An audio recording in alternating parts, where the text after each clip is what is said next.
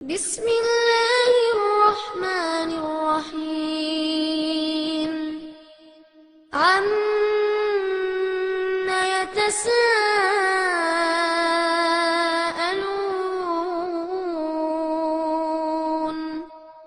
عن النبأ العظيم الذي هم فيه مختلفون كلا سيعلمون ثم كلا سيعلمون ألم نجعل الأرض مهادا والجبال أوتادا وخلقناكم أزواجا وجعلنا نومكم سباتا وجعلنا الليل لباسا وجعلنا النهار معاشا. அஸ்ஸலாமு அலைக்கும் வரஹ்மத்துல்லாஹி வபரகாத்துஹு. பெருமதிப்பிற்கும் மரியாதைக்கும் உரிய எல்லாம் வல்ல அல்லாஹுவின் நல்லடியார்களே, அருமை பெரியோர்களே, தாய்மார்களே, சகோதர சகோதரிகளே, இந்த நிகழ்ச்சியில் இந்திய சுதந்திர போரில் முஸ்லிம்களின் பங்கு என்ற தலைப்பினை எனக்கு வழங்கியிருக்கிறார்கள். முதலில் ஏன் இந்த தலைப்பு இங்கே தேர்வு செய்யப்பட்டிருக்கிறது என்றால், நம்முடைய நாட்டில் அன்றாடம் நடைபெறுகிற அற்பத்திலும் அற்பமான காரியங்களில் இருந்து அரசாங்கத்திலே சட்டம் இயற்றி செய்யப்படுகிற பெரும் பெரும் காரியங்கள் வரை இந்த நாட்டின் போக்கு எப்படி இருக்கிறது, அதிலே முஸ்லிம்கள் எவ்வாறு நடத்தப்படுகிறார்கள் என்பதனை சிந்தித்தால் இந்த தலைப்பினுடைய அவசியம் நமக்கு புரியும். இந்த நாடு தன்னுடைய அரசியல் சாசன புத்தகத்தில் என்ன எழுதி வைத்திருக்கிறது? இது ஒரு மதச்சார்பற்ற ஜனநாயக சமதர்ம குடியரசு. இந்த நாடு எந்த ஒரு குறிப்பிட்ட மதத்தையும் சார்ந்து நிற்கிற ஒரு தேசம் அல்ல. அனைத்து மதத்தவர்களும் சமமான முறையில் நடத்தப்படுவார்கள். எந்த ஒரு மத நம்பிக்கையும் மத நடைமுறையும் அரசாங்கத்தின் சார்பில் மேற்கொள்ளப்படாது. எந்த மதத்தை யார் பின்பற்றினாலும் அனைவரும் சமத்துவத்தோடு நடத்தப்படுவார்கள். இதுதான் இந்த வாசகத்திற்குரிய பொருள். ஆனால் நடைமுறையிலே அது கடைபிடிக்கப்படுகிறதா? அரசியல் சாசன சட்டத்தில் என்ன எழுதப்பட்டிருக்கிறோ அதுதான் இந்தியாவினுடைய அனைத்து அலுவலகங்களிலும் அரசு அலுவலகங்களிலும் நடைமுறைப்படுத்தப்படுகிறதா என்று கேட்டால் இல்லை என்று ஒற்றை வரியில் பதிலளித்து விடலாம். இதற்கு ஒரு மிகப்பெரிய அறிவு ஆராய்ச்சிகளை நீங்கள் மேற்கொள்ள வேண்டிய அவசியம் இல்லை. நீங்கள் அன்றாடம் சந்திக்கிற அரசு அலுவலகங்களில் நீங்கள் பாருங்கள், அந்த அரசு அலுவலகங்களுக்குள்ளே ஒரு குறிப்பிட்ட மதத்தவர்களின் வழிபாட்டு தலங்கள் நிறைந்திருக்கிறதா இல்லையா? எந்த ஒரு அலுவலகத்திற்கு நீங்கள் சென்று பார்த்தாலும் சரிதான். அது ஒரு காவல்துறை அலுவலகமாக இருந்தாலும், ஒரு நீதித்துறை அலுவலகமாக இருந்தாலும், ஒரு அரசு துறை கலெக்டருடைய அலுவலகமாக இருந்தாலும், எல்லா அரசுடைய அலுவலகங்களிலேயும் ஒரு குறிப்பிட்ட மதத்தவர்களுடைய வழிபாட்டு சின்னங்கள், அவர்கள் வணங்குகிற கடவுளர்களின் படங்கள், அவர்கள் வணங்குகிற வழிபாட்டு தலங்கள் அனைத்து அரசு அலுவலகங்களிலும் இடம்பெற்றிருப்பதை நீங்கள் பார்க்கிறீர்கள். அரசியல் சாசனம் சொல்லுகிறது நாடு மதச்சார்பற்றது. இந்த நாட்டிலே எந்த ஒரு மதத்தவர்களுக்கும் ஆதரவாக அரசு இயங்காது என்று நிர்ணய சபை சட்டம் சொல்லுகிறது. ஆனால் நடைமுறையிலே அரசு அலுவலகங்களில் முஸ்லிம்களும் இங்கே நாம் குடிமக்களாக இருக்கிறோமே, நம்முடைய உரிமை அங்கே வழங்கப்பட்டிருக்கிறதா? நமக்கென்று வழிபாட்டு தலங்கள் கலெக்டர் அலுவலகத்தில் உண்டா? நாம் நம்முடைய நம்பிக்கைப்படி இறைவனை வணங்குவதற்கென்று காவல் நிலையத்திலே தனித்த இடங்கள் உண்டா? நமக்கு இல்லை, குறிப்பிட்ட மதத்தவர்களுக்கு இருக்கிறது என்று சொன்னால், அப்படியானால் முஸ்லிம்களை இந்த தேசம் எந்த நிலையில் வைத்திருக்கிறது? எந்த இடத்தில் வைத்து நம்மை பார்க்கிறார்கள்? நாம் இந்த நாட்டின் குடிமக்களா இல்லையா? நம்மை ஆளுகிறவர்கள் அப்படி நம்மை பார்க்கவில்லை. வெளிநாட்டிலே இருந்து தஞ்சம் புகுந்திருக்கிற அகதிகளை போல நினைக்கிறார்கள். நமக்கு இந்த நாட்டிலே உரிமைகள் இல்லை என்று நினைக்கிறார்கள். நாம் இரண்டாம் தர குடிமக்கள் என்பதை போன்று நம்மை நடத்துகிறார்கள். அதனுடைய வெளிப்பாடுதான் இது. இல்லை என்று யாரேனும் மறுக்க முடியுமா? இது ஏதோ காழ்ப்புணர்ச்சியிலோ வெறுப்பிலோ பேசப்படுகிற பேச்சு அல்ல. நிதானமாக சிந்தித்து பாருங்கள். இந்த கேள்விக்கு உங்களிடத்தில் என்ன பதில் இருக்கிறது? ஒரு அரசு அலுவலக கட்டிடத்தை நிர்மாணிக்கிறார்கள். கட்டிட நிர்மாணத்திற்கு என்ன செய்ய வேண்டும்? அதற்கு ஒரு அமைச்சர் வருகிறார், பிரதம மந்திரி வருகிறார், முதலமைச்சர் வருகிறார், சட்டமன்ற உறுப்பினர்கள் வருகிறார்கள், அதிகாரிகள் வருகிறார்கள்.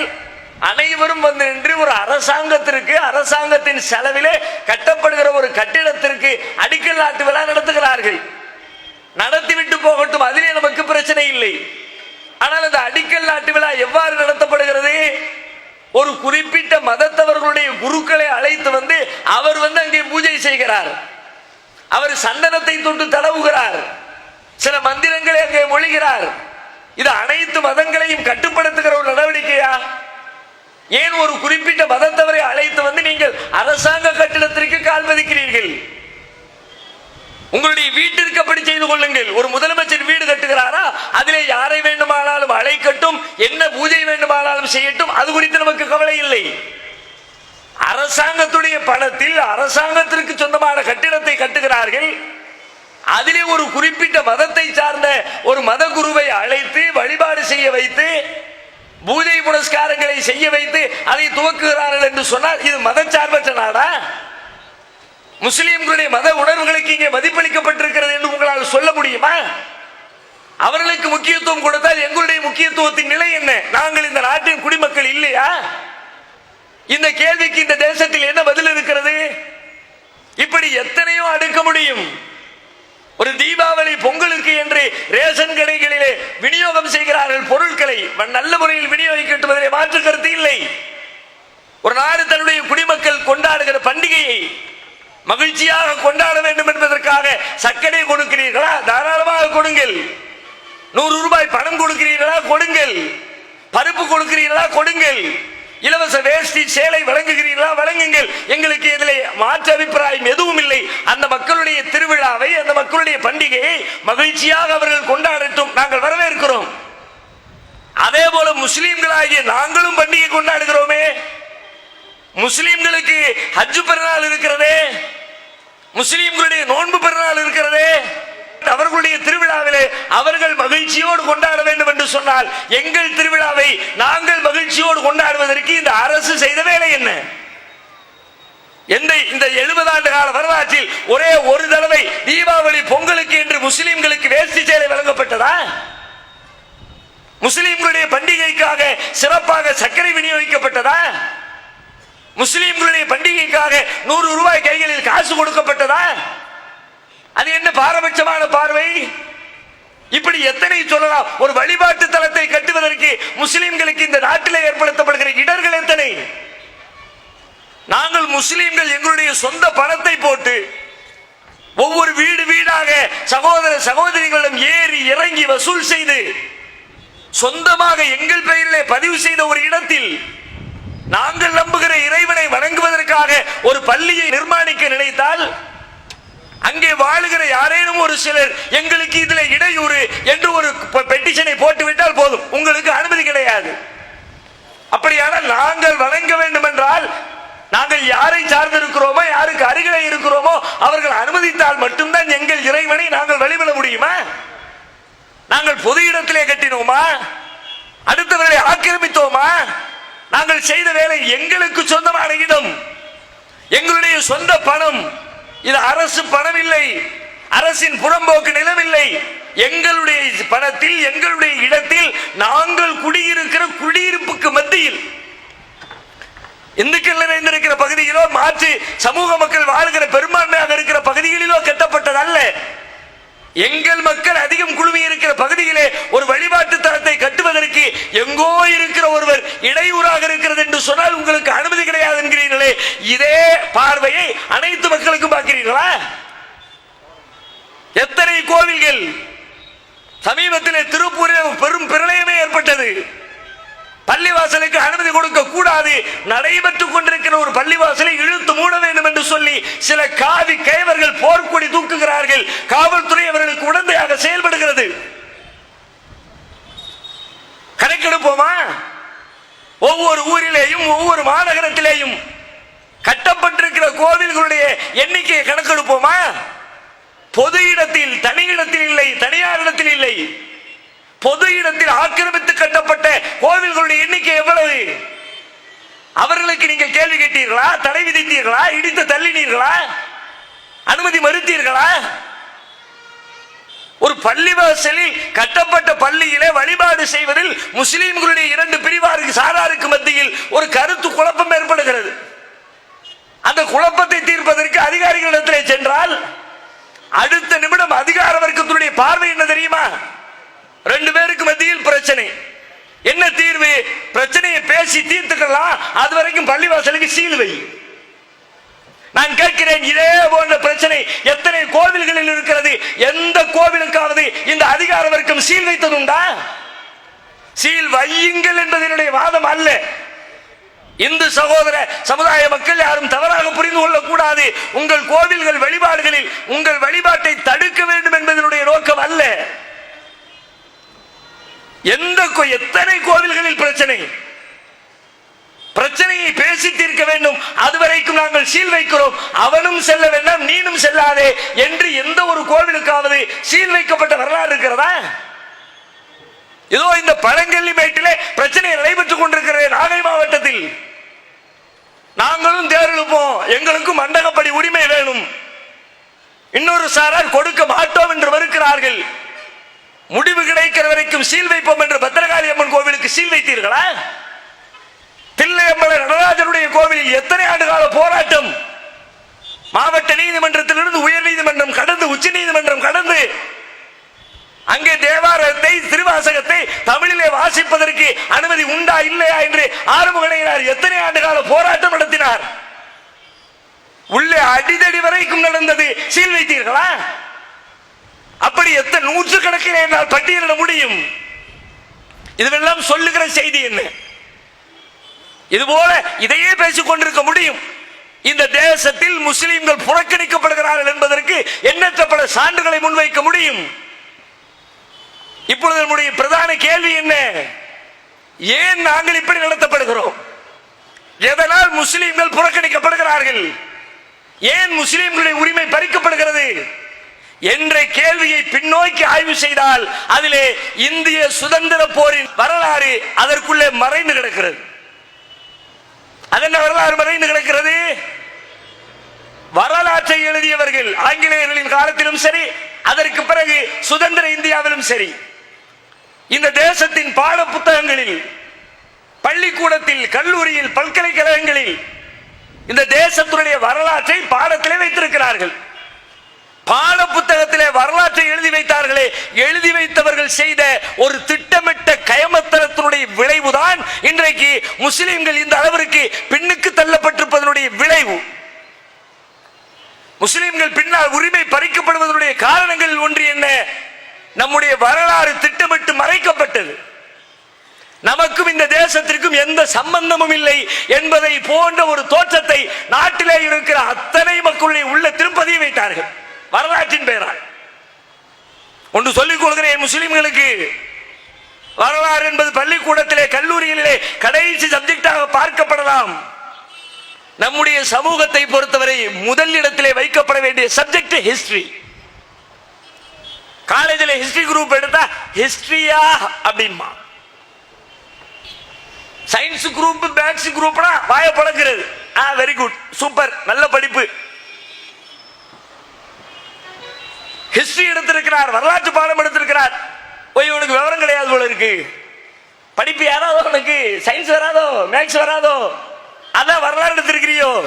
வரலாறு என்பது ஒரு தேசத்தை வாழ்வாங்கு வாழ வைக்கவும் வரலாறு பயன்படும். காலில் ஓட்டு மிதிப்பதற்கும் வரலாறு பயன்படும்.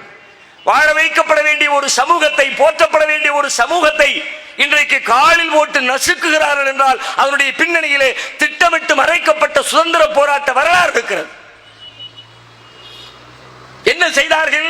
நாம் இந்த நாட்டிற்கு எதுவும் செய்யவில்லை என்ற தோற்றத்தை சிறு பிள்ளைகளுடைய உள்ளத்திலே பதிய வைத்தார்கள். அவனால படிச்ச அதிகாரியா வர்றான், வரும்பொழுது அவனுடைய பார்வை என்ன? இவனுக்கு நமக்கு என்னப்பா இருக்கு? இவங்களுக்கு நம்ம நாட்டுக்காரங்களா? நம்ம நாட்டில் இவங்களுக்கு தேசத்துல பற்று உண்டா? நாட்டின் மீது அக்கறை உண்டா? நாட்டுக்கு இவங்களுக்கு ஏதாவது தொடர்பு உண்டா? இவனுக்கு எதுக்கு பெரிய முக்கியத்துவம் கொடுக்கணும் என்று அவர்கள் நினைக்கிறார்கள். இதனால் பள்ளிக்கூடத்தில் நம்மளை பத்தி எந்த வரலாறும் இல்லை. சுதந்திர போராட்ட வரலாறு என்று நீங்கள் பள்ளிக்கூடத்திலே படித்ததை நினைவுபடுத்தி பாருங்கள். 4ஆம் கிளாஸ் 5ஆம் கிளாஸ்ல வரலாற்று பாடம் இருக்குல்ல. நான் படித்த ஒவ்வொருவரையும் பார்த்து கேட்கிறேன், நீங்கள் படித்த காலத்தில் சுதந்திர போராட்ட வரலாற்றிலே படித்த தலைவர்களின் பெயர்களை சொல்லுங்கள் என்றால் உங்களுக்கு யாருடைய பெயர் நினைவுக்கு வருகிறது? காந்திஜி வருவார், நேருஜி வருவார், நேதாஜி வருவார், ராஜாஜி வருவார். அதுல ஒரு பாய் இருக்க மாட்டார், ஒரு முஸ்லிம் இருக்க மாட்டார். ஆனால் உண்மையிலே சவால் விட்டு சொல்கிறேன், 1000 பக்கங்களில் தொகுத்து எழுதுகிற அளவிற்கு ஒரு சமூகத்தினுடைய வரலாறு இந்த தேசத்திலே விடுதலைக்காக பாடுபட்ட வரலாறு இருக்கிறது என்று சொன்னால் இறைவனின் கிருபையினால் அதற்கு சொந்தம் கொண்டாடுகிற தகுதி முஸ்லிம் சமூகத்தை தவிர இந்த தேசத்தில் எந்த சமூகத்துக்கும் இல்லை. இது பொய்யல்ல, மிகையல்ல, புரட்டல்ல. தேவைப்பட்டால் இதை நான் சவாலாகவே முன்வைக்கிறேன். எதிர்கொள்வதற்கு எந்த சமூகமாகவும் தயாரா? வரலாற்று வாசகன் என்ற அடிப்படையில், வரலாற்றை படிக்கிற மாணவன் என்ற அடிப்படையில் இந்த சவாலை முன்வைக்கிறேன். வரலாற்று பேராசான் சேத் திவான் வரலாற்றுக்காகவே தன்னுடைய ஆயுளை அர்ப்பணித்துக் கொண்டவர் என்று சொல்லலாம். எழுதியிருக்கிற புத்தகங்களை படித்து பாருங்கள். எத்தனை பேர் இஸ்லாமியருடைய வரலாற்றை படித்திருக்கிறீர்கள், தெரிந்திருக்கிறீர்கள்? தெரிந்து கொள்வதற்கு ஆசைப்பட்டவர்கள் எத்தனை பேர்? பல்லாயிரக்கணக்கான புத்தகங்கள், பக்கங்கள் கொண்டிருக்கிற புத்தகங்கள் ஊர் ஊராக தொகுத்திருக்கிறார். திருநெல்வேலியில் எத்தனை முஸ்லிம், கொல்லப்பட்ட முஸ்லிம் எத்தனை, பொருளாதாரம் கொடுத்த முஸ்லிம் எத்தனை, பிள்ளைகளை இழந்த முஸ்லிம் எத்தனை, இந்த நாட்டு விடுதலைக்காக நெல்லையில் எத்தனை, மதுரையில் எத்தனை, திருச்சியில் எத்தனை, கோவையில் எத்தனை, சென்னையில் எத்தனை, காந்தியோடு எத்தனை, நேதாஜியோடு எத்தனை, தனித்தனியாக தலைப்பிட்டு உங்கள் பாடத்தில் உங்களுக்கு சொல்லி தந்தார்களா? உதாரணத்துக்கு ஒன்னே ஒன்று கேட்கிறேன். நம்முடைய வரலாற்று பாடங்களை பொறுத்தவரை சில வரலாறுகளை விரிவாக பேசுவார்கள். முதல் உலக போர் படிக்காத யாருமே இருக்க மாட்டீங்க. 2ஆம் உலக போர் எப்படி மூண்டது, எப்படி துவங்கியது, எப்படி முடிந்தது, உடனடி காரணம் என்ன, பின்விளைவுகள் என்ன, நீண்டகால காரணம் என்ன, அப்படியே அக்குவேறு ஆடிவேறு பிரிச்சு மேய்வார்கள். முதல் உலக போரை பேசுகிறீர்களே, 2ஆம் உலக போரை பேசுகிறீர்களே, அந்த வழியில் முதல் இந்திய சுதந்திர போர் என்று இந்திய வரலாறு குறித்து வைத்திருக்கிற வரலாற்றை பற்றி பேசினீர்களா?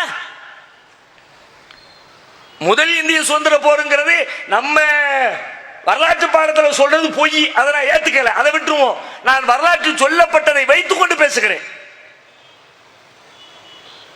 இந்திய வரலாற்று ஆசிரியர்களுடைய முடிவின்படி முதல் இந்திய சுதந்திர போர் எது? 1857ஆம் ஆண்டு நடைபெற்ற ராணுவ புரட்சி, சிப்பாய்களின் புரட்சியை முதல் இந்திய சுதந்திர போர், விடுதலை போர் என்று இந்திய தேசத்துடைய வரலாறு பேசுகிறது. அதுக்கு முந்தைய நிஜமா ஆரம்பிச்சிடுச்சு. சரி, உன் வார்த்தையிலே வருவோம். நான் கேட்கிறேன், 1857 சிப்பாய் கழகம் பாடம் படித்து கொடுத்த ஆசிரியர்கள் கூட இங்கே அமர்ந்திருப்பீர்கள். என்ன படித்து கொடுத்திருப்பீர்கள்? சிப்பாய் புரட்சி மீரட்டிலே துவங்கியது. எப்படி துவங்கியது? என்ஃபீல்டு, இங்கிலாந்திலே என்ஃபீல்டு என்ற நகரத்தில் உருவாக்கப்பட்ட ஒரு துப்பாக்கி இந்திய சிப்பாய்களுக்கு கொடுக்கப்பட்டது. அந்த துப்பாக்கியை பயன்படுத்துறதா இருந்தா அதுல போடுற குண்டை போடுவதற்கு முன்பாக குண்டின் நுனியை பல்லால் கடித்து இழுக்க வேண்டும். வச்சு ஒரு இழுப்பு இழுத்துட்டு உள்ள போட்டு சுட முடியும். அந்த இழுக்கிற இடத்துல ஒரு கொழுப்பு தடவப்பட்டிருக்கிறது. என்னப்பா கொழுப்பு? சில பேர் சொன்னா மாட்டு கொழுப்புன்னு. படையிலே இருந்த இந்து சமூகத்தை சேர்ந்த ராணுவ வீரர்கள், இந்திய வீரர்கள் தானே, பிரிட்டிஷ்காரன் இருந்தார்கள். இந்து ராணுவ வீரர்கள் சொன்னார்கள், மாட்டு கொழுப்பா? சே, நாங்க தெய்வமா மதிக்கிறோம், தொட மாட்டோம். இன்னும் சில பேர் சொன்னா இல்ல இல்ல அது பன்னி கொழுப்பு, முஸ்லீம் சொன்னா நாங்க தொட மாட்டோம். ரெண்டு பேருமே துப்பாக்கியை தூக்கல. பன்றி எங்களுக்கு ஹராம் முஸ்லீம் சொல்கிறான், மாடு எங்களுக்கு தெய்வம் என்று இந்துக்கள் சொல்கிறார்கள். உள்ளே குழப்பம் வெடிக்கிறது, பயன்படுத்த மறுக்கிறார்கள். பிரச்சனை வெடித்து சில பேரை கைது செய்து ஆங்கிலேய அரசு ஜெயிலில் தூக்கி போடு. அது சொல்றதை கேட்கறியா இல்லையா? தூக்கி போட்டுரும், மிதிச்சிருவேன் சொல்லிவிட்டு கொஞ்சம் பேரை தூக்கி உள்ள கொண்டு போடு. போட்டால் வீரர்கள் மத்தியில் இன்னும் கோபம் அதிகரிக்குது. என்னடா ஒரு நியாயமான கோரிக்கையை சொன்னோம், கவர்மெண்ட் கேட்க மாட்டேங்குது, பிரிட்டிஷ்காரன் கேட்க மாட்டேங்கிறானே, அதுவும் நம்ம மக்களை தூக்கி ஜெயில அடைச்சு விட்டானே, விடக்கூடாது, எல்லாத்தையும் வெளியில எடுக்கணும் அப்படின்னு கோபத்தில் இருந்த துப்பாக்கிகளை தூக்கி கொண்டு ஆங்கிலேய அதிகாரிகளுக்கு எதிராக அத்தனை பேரையும் சுட்டு தள்ளுகிறார்கள். ஜெயில் கம்பிகளை உடைத்து கைது செய்யப்பட்ட சிப்பாய்களை வெளியில எடுக்கிறார்கள். அங்கிருந்த அத்தனை ராணுவ ஆங்கிலேயர்களையும் ஓட ஓட விரட்டுகிறார்கள். புரட்சி துவங்குகிறது. 1857 மீரட் ராணுவ தலைமையகத்தில் புரட்சி வெடிக்கிறது. அங்கே துவங்கிய புரட்சி அப்படியே கொஞ்சம் கொஞ்சமாக ஊரெல்லாம் பரவுகிறது. பாட்னா வருகிறது, அலகாபாத் வருகிறது, ரோஹில்கண்ட் வருகிறது, பதேபுர் சிக்ரி வருகிறது, ஆக்ரா வருகிறது, டெல்லி வருகிறது. எல்லா இடங்களிலேயும் சிப்பாய்கள் கையிலே துப்பாக்கி ஏந்தி ஆங்கிலேயர்களுக்கு எதிராக போராட்டத்தை நடத்துகிறார்கள். துண்டக்காலம் துணியக்காலம் எல்லா பேரும் ஓட்டம். ஏறத்தாழ 4 மாதங்கள் 10 நாட்கள் இவர்களுடைய கை ஓங்கி நிற்கிறது. 4 மாதத்திற்கு பிறகு இங்கிலாந்திலிருந்து ஒரு பெரும் படை இறக்குமதி செய்யப்படுகிறது. யாரெல்லாம் போராட்டத்தில் ஈடுபட்டார்களோ அத்தனை பேரையும் பெரும் பெரும் ஆயுதங்களை கொண்டு ஆங்கிலேய அரசாங்கம் துவம்சம் செய்கிறது. மீண்டும் தன்னுடைய கைகளில் அதிகாரத்தை எடுத்துக் கொள்கிறது. இதுவரைக்கும் பரவலாக வரலாற்றிலே சொல்லி தரப்படுகிறது. மாட்டு கொழுப்பு பன்னி கொழுப்பு பிரச்சனை பல பேருக்கு தெரியும். பல நாட்கள் சிப்பாய் சண்டையிட்டார்கள், பல பேருக்கு தெரியும். மீண்டும் ஆங்கிலேய அரசு அதை கைப்பற்றியது, அதுவும் பல பேருக்கு தெரியும். அது வரைக்கும் தான் தெரியும், அது தாண்டி ஒண்ணும் தெரியாது. ஆனால் உண்மை என்ன தெரியுமா? இதற்கு பின்னால் உள்ள செய்திகளை விரிவாக இந்த வரலாற்றாசிரியர்கள் பள்ளிக்கூடத்து மாணவர்களுக்கு சொல்லிக் கொடுத்திருந்தால் முஸ்லிம்களுடைய தியாக பக்கங்களை இந்த தேசம் முழுவதிலும் அறிந்திருக்கும். என்ன வரலாறு? சிப்பாய் புரட்சி, ராணுவ வீரர்கள் புரட்சி செய்தார்கள். ஆனால் அந்த புரட்சியை துவக்கியது வேண்டுமானால் வீரர்களாக இருக்கலாம், அதை வழிநடத்தியது, அதற்காக பல்வேறு தியாகங்களை செய்தது.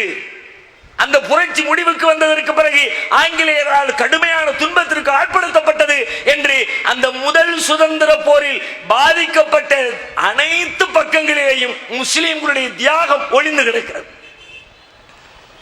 ராணுவ வீரர்கள் சொன்னார்கள், நாங்கள் ஆங்கிலேயரை அகற்ற போறோம், நீங்கள் தான் எங்களுக்கு தலைமையேற்று வழிநடத்த வேண்டும் என்று சொல்லி முகலாய பேரரசனுடைய கடைசி மன்னராக அன்றைக்கு உயிரோடு வாழ்ந்து கொண்டிருந்த சிராஜுத்தீன் ஜாஃபர் பகதூர் ஷா என்ற மன்னரிடத்திலே போய் சொல்லுகிறார்கள்.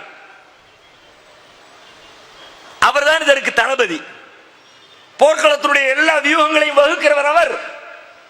ஆங்கிலேயரை விரட்டணும், நாடு விடுதலை பெறணும், என்ன செய்வது? பக்கத்து நாட்டுக்கெல்லாம் கடிதம் எழுதுகிறார். ஆங்கிலேயர்களுக்கு எதிராக எங்களுக்கு உதவி செய்யுங்கள். ரஷ்யாவுக்கு எழுதுகிறார், வேறு பல தேசங்களுக்கு எழுதுகிறார். பல்வேறு கடிதங்களை எழுதி பல்வேறு நாடுகளில் இருந்து ஆங்கிலேயர்களுக்கு எதிரான துருப்புக்களை இந்தியாவிலே கொண்டு வந்து இறக்குகிறார். அதோடு மட்டுமில்லை, ஒவ்வொரு ஊரிலையும் மீரட்டில் ஆரம்பிச்சதுல பாட்னா, டெல்லி, அலகாபாத், ரோஹில்கண்ட், பதேபுர் சிக்ரி, ஆக்ரா எல்லா இடங்களுக்கும் பரவியது. அனைத்து இடங்களிலேயும் இந்த போராட்டத்தை முன்னின்று நடத்தியவர்கள் யார் என்று கேட்டால் அத்தனை பேருமே முஸ்லிம்கள். எல்லா எங்கு பார்த்தாலும் முஸ்லிம்களுடைய அடையாளம். ஒரு இடம் ரெண்டு இடம் இல்லை.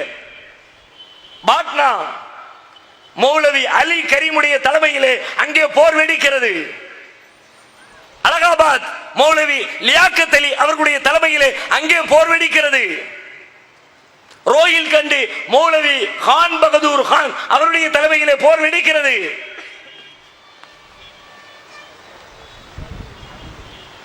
எல்லா ஊர்களிலேயும் பதேபூர் மௌலவி ஹிக்மத்துல்லாவுடைய தலைமையிலே,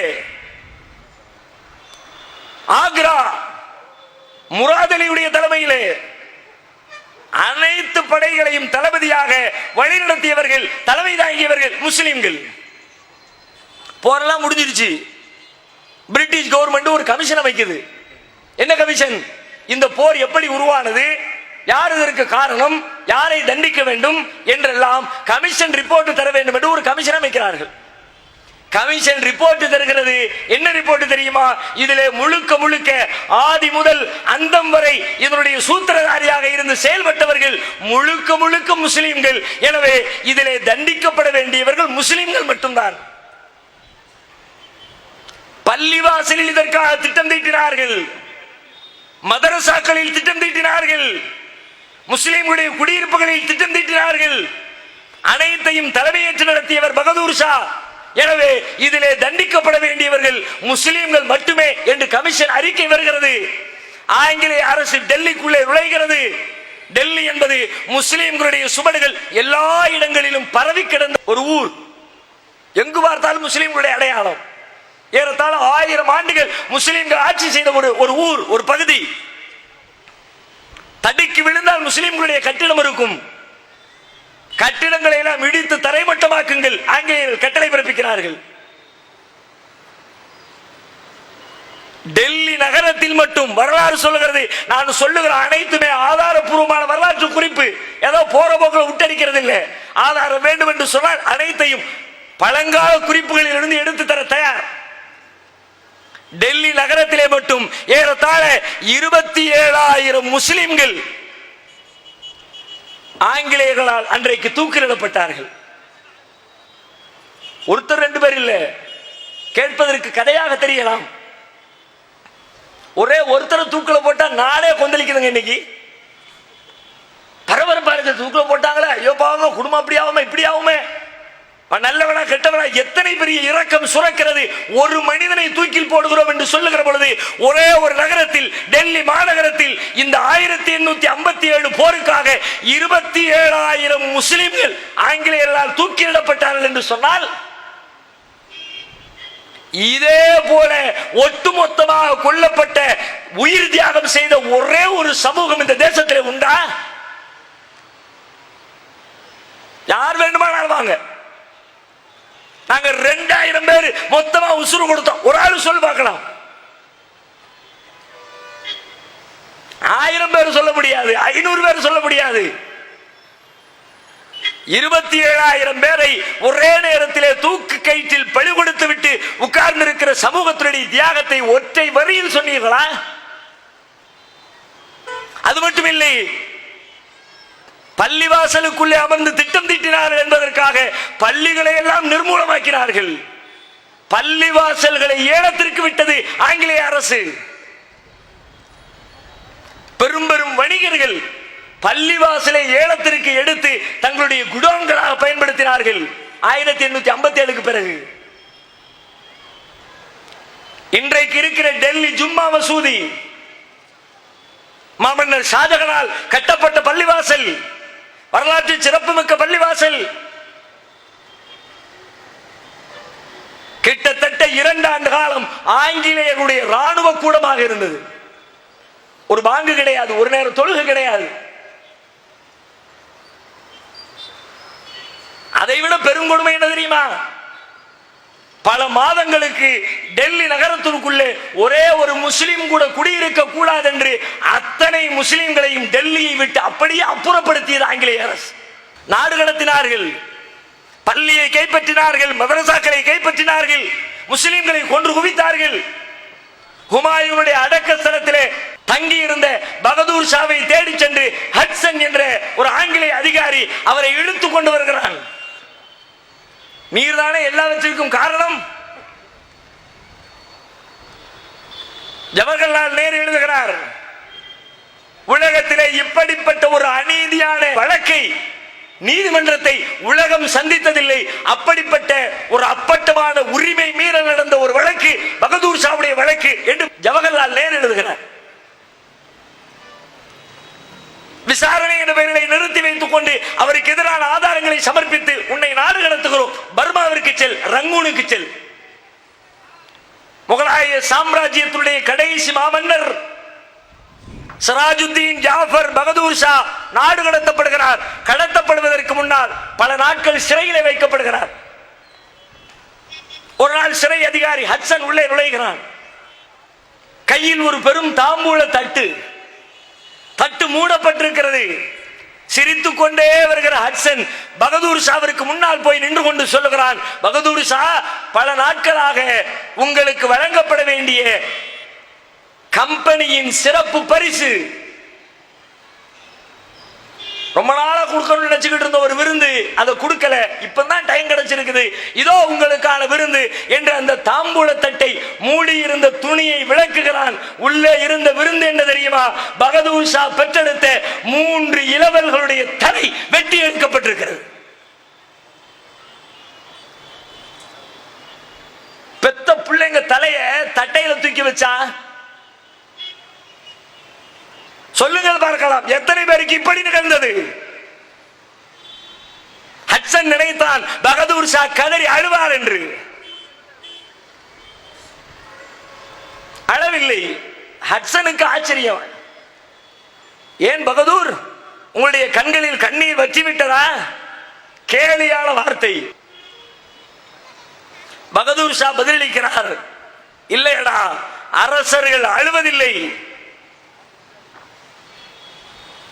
அதன் பிறகு நாடு கடத்தப்படுகிறார். 1862 ரங்கூனிலே மரணிக்கிறார். 1987 இந்திய பிரதமர் ராஜீவ் காந்தி பர்மாவிற்கு செல்லுகிறார். அரசுமுறை பயணம். 1987 டிசம்பர் மாதம் 15ஆம் நாள் பர்மாவிற்கு செல்லுகிறார். எங்கே செல்கிறார்? பகதூர் ஷாவுடைய அடக்க ஸ்தலத்திற்கு செல்கிறார். அடக்க ஸ்தலத்தில் ஒரு கவிதை எழுதப்பட்டிருக்கிறது. யார் எழுதிய கவிதை? பகதூர் ஷா எழுதிய கவிதை. என்ன எழுதியிருக்கிறார்? நான் பிறந்து வாழ்ந்த என்னுடைய சொந்த பூமியில் என்னை அடக்கம் செய்வதற்கு ஒரு 2 கஜ நிலம் இல்லையே,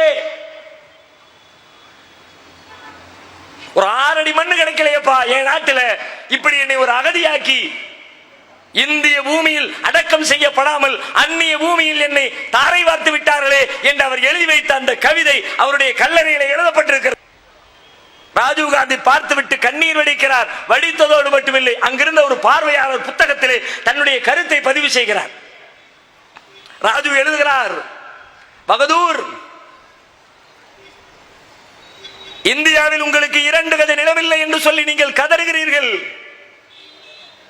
உங்களோடு சேர்ந்து நாங்களும் கவலை கொள்கிறோம். ஆனால் இன்றைக்கு நாங்கள் இந்தியாவிலே சுவாசித்துக் கொண்டிருக்கிற சுதந்திர காற்று உங்களால் கிடைத்தது. ராஜீவ் காந்தி எழுதிய பிரதமர் எழுதிய வார்த்தை, கூட குறைய சொல்லல. உங்களால் கிடைத்தது, உங்கள் தியாகத்தால் விளைந்தது. அதை நாங்கள் கட்டி காப்போம், உங்களுக்குரிய மரியாதையை செய்வோம் என்று பார்வையாளர் பதிவேட்டிலே எழுதி வைத்து விட்டு வருகிறார். அதில் நடக்கிற துரோகத்தை பாருங்க. இந்த வரலாறு சொல்லப்படல. பகதூர் ஷா பத்தி யாருக்கும் தெரியாது. அவருடைய மகன்கள் கொல்லப்பட்டது தெரியாது. 27,000 பேர் தூக்கிலிடப்பட்டது தெரியாது. பள்ளிவாசல்கள் ஏலப்படப்பட்டது தெரியாது. ஜும்மா மசூதி ராணுவ கூடமாக மாற்றப்பட்டது தெரியாது. அதுவெல்லாம் மறைக்கப்பட்ட வரலாறு என்று சொன்னால், ராஜீவ் காந்தி என்ற ஒரு பிரதமர் அடக்க ஸ்தலத்திற்கு செல்லுகிறார், பார்வையாளருடைய பதிவேட்டிலே எழுதுகிறார். இந்த செய்தியாவது உலகத்திற்கு வர வேண்டுமா இல்லையா? 1985 இருந்து இந்தியாவுடைய செய்தி ஒளிபரப்புத்துறை பிரதமருடைய எல்லா பேச்சுக்களையும் எழுத்துக்களையும் தொகுத்து ஒரு புத்தகமாக வெளியிடுகிறார்கள். அந்த புத்தகம் 85 ஒரு புக்கு, ஒரு வருஷம் புக்கு, ஒரு வருஷம் பேசுறது எழுதுனது எல்லாம் வந்துருச்சு. 86 2வது புக்கு எல்லாம் வந்தது. 87 பர்மாவுக்கு செல்லுகிறார். அந்த செய்தி அடங்கி இருக்கிற புத்தக தொகுப்பு டிசம்பர் மாதத்துடைய கடைசியிலே வெளியிடப்படுகிறது. 15ஆம் தேதி பகதூர் ஷாவுடைய நினைவிடத்திற்கு செல்லுகிறார் ராஜீவ் காந்தி. அந்த புத்தகம் முடிகிறது சரியாக 14ஆம் தேதியோடு. டிசம்பர் மாதம் 15ஆம் தேதி பகதூர் ஷாவுடைய நினைவிடத்திலே பார்வையாளர் பதிவேட்டில் எழுதுகிறார், புத்தகம் முடிகிறது டிசம்பர் மாதம் 14ஆம் தேதியோடு முடிகிறது. இதை சொல்லுகிற வரலாற்றாசிரியர் திவான் சொல்லுகிறார், நான் நினைத்தேன் 495 பக்கங்கள் அந்த புத்தகம், அந்த ஆண்டு புத்தகம் இருந்தது, ஒருவேளை பக்கம் அதிகமாக இருந்தது என்று விட்டுவிட்டார்களோ, அடுத்த ஆண்டுடைய புத்தகத்தை வந்துவிடும் என்று சொல்லி 1988ஆம் ஆண்டு தொகுப்பை எதிர்பார்த்து காத்திருந்தேன். வெளியிலே வந்தது, வாங்கி படித்தேன். அந்த புத்தகத்திலேயும் அவர் பகதூருடைய நினைவிடத்திற்கு சென்ற செய்தி பதிவு செய்யப்படவில்லை என்று அவர் குறிப்பிடுகிறார். இது திட்டமிடப்பட்ட இருட்டடிப்பா இல்லையா? தவறுதலாக நடந்ததா?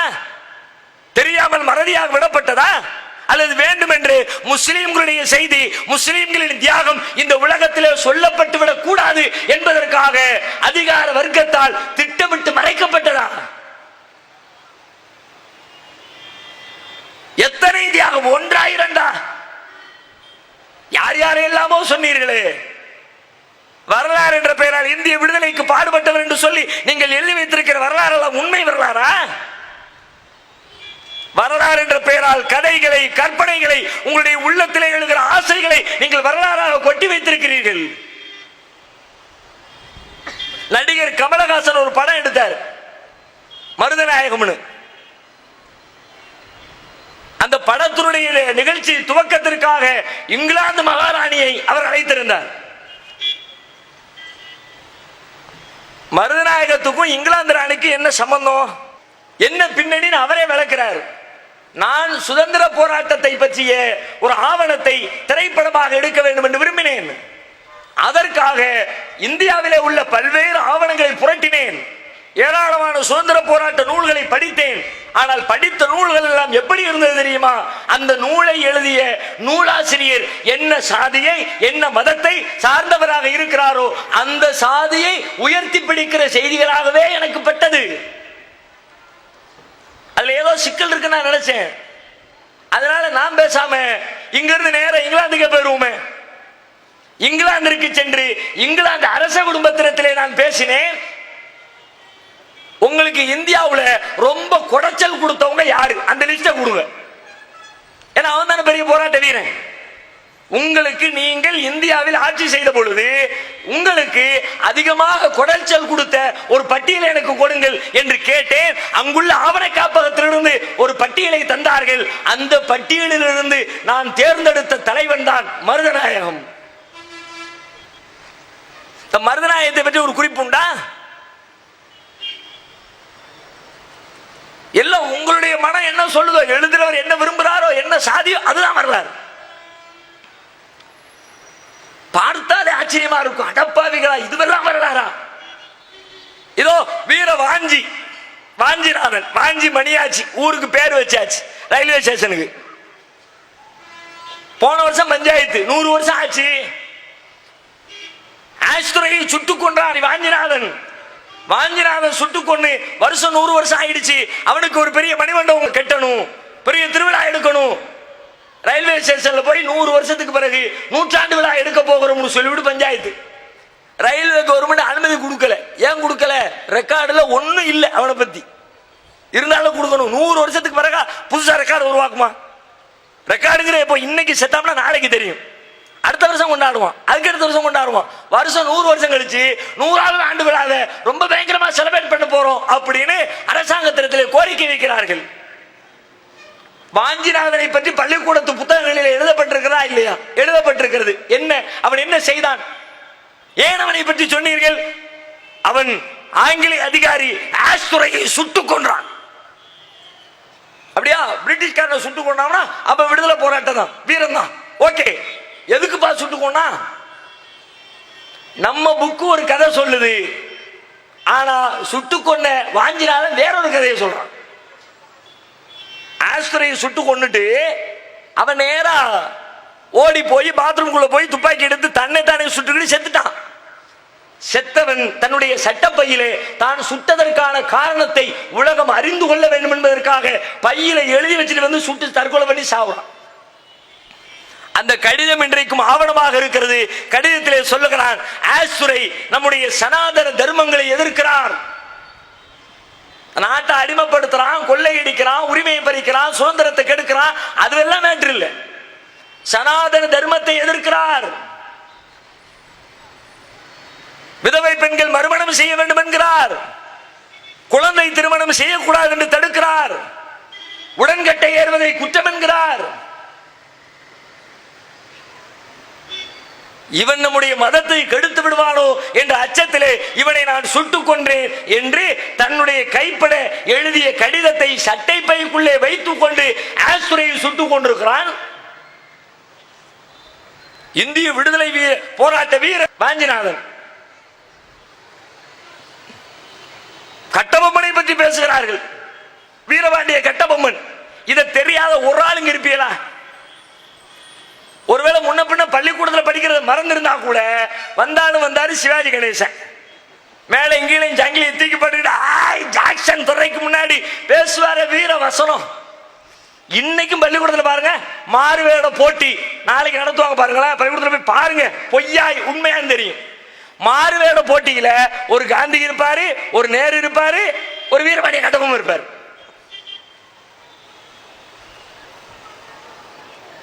ஏன்? ஜாக்சன் துறைக்கு முன்னால் வீரவசனம் பேசியவர். வானம் பொழிகிறது, பூமி விளைகிறது, உனக்கே கொடுக்க வேண்டும் கப்பம். அதுவும் சிவாஜி கணேசன் நடிப்பில் இருந்தாலும் பேசும்போது ரோம கால்கள் அப்படி நட்டுக்கும். எம்மா பெரிய வீரையா. உண்மையிலே அவர் பேசியதை போல நடந்திருந்தால் பெரும் வீரன், மறுக்கவே முடியாது. வசனங்கள் எல்லாம் சும்மாவா எழுதுனா? நாட்டு நட்டாயா, களை பறித்தாயா, எங்குல பெண்களுக்கு மஞ்சள் அரைத்து பணிபுரிந்தாயா, மாமனா மச்சானா மானம் கெட்டவனே யாரிடம் கேட்கிறாய் கப்பம். அப்படி சொல்ல சொல்ல சொல்ல அப்படி ரத்தம் புடைக்கும், நரம்பு புடைக்கும், ரத்தம் துடிக்கும். சரி, அம்மாம்பெரிய வீரனை எப்படா காலி பண்ணானுவ அப்படின்னு வரலாற்றை தேடுனா, வரலாற்று பின்னணியில காட்டி கொடுத்தான் எட்டப்பன். இவன் தான் பெரிய வீரனாச்ச. நேர அதிகாரிக்கு முன்னாடி போய் பயங்கரமா வசனம் பேசுறவனாச்ச. இவனை ஏன் காட்டி கொடுக்கணும்? காட்டி கொடுத்தாங்கிறதுல இருந்தே தெரியுது கள்ளப்பைய ஓடி ஒளிஞ்சிருக்கான்னு தெரியுது. தெரியுதா இல்லையா? எட்டப்பன் காட்டி கொடுத்தாங்க. அவன் புதுக்கோட்டை மகாராஜா. யாரை எட்டப்பன்னு சொல்றாங்களோ பெரிய மகாராஜா. அவன் என்ன பார்த்தான், இங்க கயத்தாறுல இருந்து ஆளு எஸ்கேப் ஆகி பிரிட்டிஷ்காரன் தேடிட்டு வர்றான்னு சொல்லிவிட்டு ஊர் ஊரா ஒளிஞ்சு ஒளிஞ்சு ஒளிஞ்சு ஒளிஞ்சு புதுக்கோட்டையில வந்து உட்கார்ந்துட்டான். அவன் பார்த்தா நம்ம ஆட்சிக்கு வேட்டு வச்சுருவான் போல இருக்கு, பிரிட்டிஷ்காரன் நம்மளை தூக்கிட்டான், என்ன பண்றது, அதனால நம்ம பேசாம போட்டு கொடுத்துருவோம்னு மூச்சு கட்டாம போட்டு கொடுத்துட்டான். ஆளை லபக்குன்னு தூக்கிட்டு வந்து கயத்தாறுல வந்து கழுத்துல கைத்த போட்டான். இவன் பேர் என்னவா? ஜாக்சன் துறையோடு நேருக்கு நேர் உரையாடினார். வரலாற்றை படித்தவர்கள் சொல்லுகிறார்கள், ஜாக்சன் துறையை கட்டபொம்மன் நேருக்கு நேராக ஒரு தடவை கூட சந்தித்ததே இல்லை. பார்க்காத ஒருத்தன்ட்ட என்ன பேச்சு வச்சிருக்கான் பாருங்க அந்த. இப்படியெல்லாம் வரலாறு சொல்கிறீர்கள். கற்பனையாக மிகையாக ஒரு சமூகத்தை உயர்த்தி காட்டுவதற்காக வேண்டி பொய்யான வரலாறுகளை எல்லாம் சொல்ல முடிந்த உங்களால் உண்மை வரலாற்றை ஏன் சொல்ல மறுக்கிறீர்கள்? நாங்கள் என்ன மிகைப்பட சொல்ல சொன்னோமா? இல்லாததை சொல்ல சொன்னோமா? கற்பனைகளை சொல்ல சொன்னோமா? உள்ளதை ஏன் மறைக்கிறீர்கள்?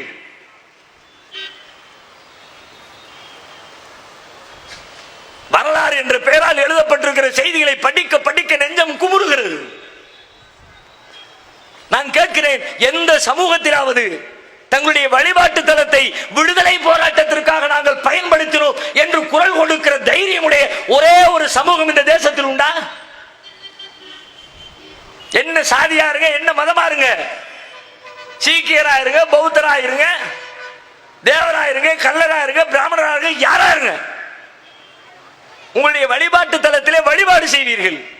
ஆனால் முஸ்லிம்கள் தங்களுடைய விடுதலை போராட்ட காலத்திலே தங்களின் பள்ளிவாசல்களை ஆங்கிலேயர்களுக்கு எதிரான பிரச்சாரகரமாக மாற்றினார்கள். பள்ளிவாசலில் உரை நிகழ்த்தினார்கள். ஆங்கிலேயரை எதிர்ப்பது இஸ்லாத்திலே உங்களுக்கு சொல்லப்பட்ட கடமை என்றார்கள். மார்க்கத்தை வழிநடத்துகிற ஆளுங்கள், மார்க்கத்தை கற்றுத்தருகிற மார்க்க அறிஞர்கள் இந்த போர்க்களத்திற்கு தலைமை தாங்கினார்கள்.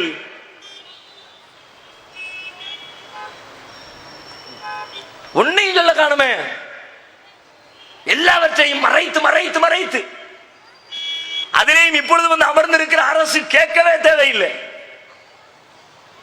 இப்படி எல்லாம் ஒரு சித்திரத்தை உருவாக்கி பொய்யான வரலாறை மிகைப்படுத்தி சொல்லி, இன்னும் சொல்ல போனால் உள்ளதை சொல்லல, சரி போய் தொலைகிறான்னு விடலாம்னு பார்த்தா முஸ்லிம்களின் பெயரால் சொல்லப்பட்ட வரலாறு என்ன என்று படித்து பார்த்தால் அது அதைவிட கொடுமை. இதுக்கு நீ சொல்லாமலே இருந்துடலாம் போல இருக்க. புள்ள பிறந்துச்சான், பிறந்த புள்ள வாயே பேசலையா, பேசாத புள்ள எப்பண்டா பேசும் எப்பண்டா பேசும்னு அம்மாக்காரி தவம் இருந்தாலாம். கடைசியா ஒரு நாள் புள்ள வாய திறந்துச்சான். திறந்த உடனே எம்மானி எப்ப தாலி இருப்பேன்னு கேட்டுச்சான். ஒரு சொலவடை சொல்லுவாங்கல்ல, தாலியா அறுக்கிறது இஸ்லாத்துல கிடையாது. இப்படி ஒரு சொலவடை இருக்குல்ல, அந்த மாதிரி தான். இந்த அம்மாக்காரி என்ன நினைப்பா, இவன் எதுக்குடா பேசலாம், நீ வரலாறை சொல்லவில்லை சொல்லவில்லை என்று கவலைப்பட்டுக் கொண்டிருக்கிற நேரத்தில் சொல்லப்பட்ட வரலாறு என்ன என்று புரட்டி பார்த்தால் ஏன் இப்படி சொல்கிறார்கள் என்று கேட்கிற அளவிற்கு பொய்யான வரலாறு. கொஞ்சம் கற்பனை குதிரையை தட்டி விடுங்கள். நீங்கள் பள்ளிக்கூடத்திலே படித்த முஸ்லிம்களுடைய வரலாறு என்ன, உடனே உங்களுடைய வாய்க்கு வரும் கஜினி முகமது. கஜினியை படிக்காத ஆள் இருக்கீங்களா? எல்லாம் படிச்சிருப்போம். அவுரங்கசீப், திப்பு சுல்தான், மாலிகாபூர். கஜினி முகமது என்னடா, திப்பு சுல்தான் என்னையா அப்படின்னு அவன் எழுதி வச்சிருக்கிற வரலாற்றை படிச்சா முஸ்லிம்கள் மீது வெறுப்பையும் குரோதத்தையும் உருவாக்குகிற செய்திகள். ஹரிபிரசாத் சாஸ்திரி என்று 1920களில் கல்கத்தாவிலே சமஸ்கிருத பேராசிரியராக பணியாற்றிக் கொண்டிருந்த ஹரிபிரசாத் சாஸ்திரி திப்பு சுல்தானை பற்றி எழுதிய கதையை பாடப்புத்தகத்திலே சொல்லிக் கொடுத்தார்கள். என்ன கதை தெரியுமா? திப்பு சுல்தான் 3000 பிராமணர்களை மதம் மாறுமாறு கட்டாயப்படுத்தினான். மதம் மாற மனமில்லாத பிராமணர்கள் பெரிய தீக்குண்டத்தை வளர்த்து அதிலே குதித்து தங்கள் உயிரை மாய்த்துக் கொண்டார்கள். எங்க இருக்கு இந்த வரலாறு? எதிலிருந்து இந்த குறிப்பை அவர் எடுத்தார்? திப்பு சுல்தானுடைய உண்மை வரலாறு என்ன பேசுகிறது? ஒரு மதச்சார்பற்ற ஒரு மன்னர், பல்வேறு கோவில்களுக்கு நிலங்களை அள்ளி கொடுத்தவர், இந்து மக்களோடு அனுசரணையாக நடந்தவர். இன்னும் சொல்ல போனால் ஆங்கிலேயர்களுக்கும் திப்பு சுல்தானுக்கும் இடையிலே சண்டைகள், மைசூர் யுத்தம் நடைபெற்றுக் கொண்டிருந்த பொழுது திப்பு சுல்தானுடைய எல்லை எங்கெல்லாம் இருந்ததோ அத்தனை பகுதிகளிலும் வாழ்ந்து கொண்டிருந்த முஸ்லிம் அல்லாத மக்கள் தங்களுடைய வழிபாட்டு தலத்திலே திப்பு சுல்தானுக்காக யாகம் நடத்தி பிரார்த்தித்தார்கள். வரலாறு சொல்கிறது.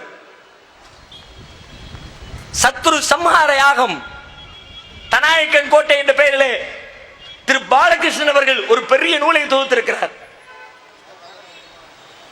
திப்பு சுல்தானுடைய ஆட்சி பகுதிக்கு உட்பட்ட பகுதிக்கு தனாயக்கன் கோட்டைன்னு பேரு.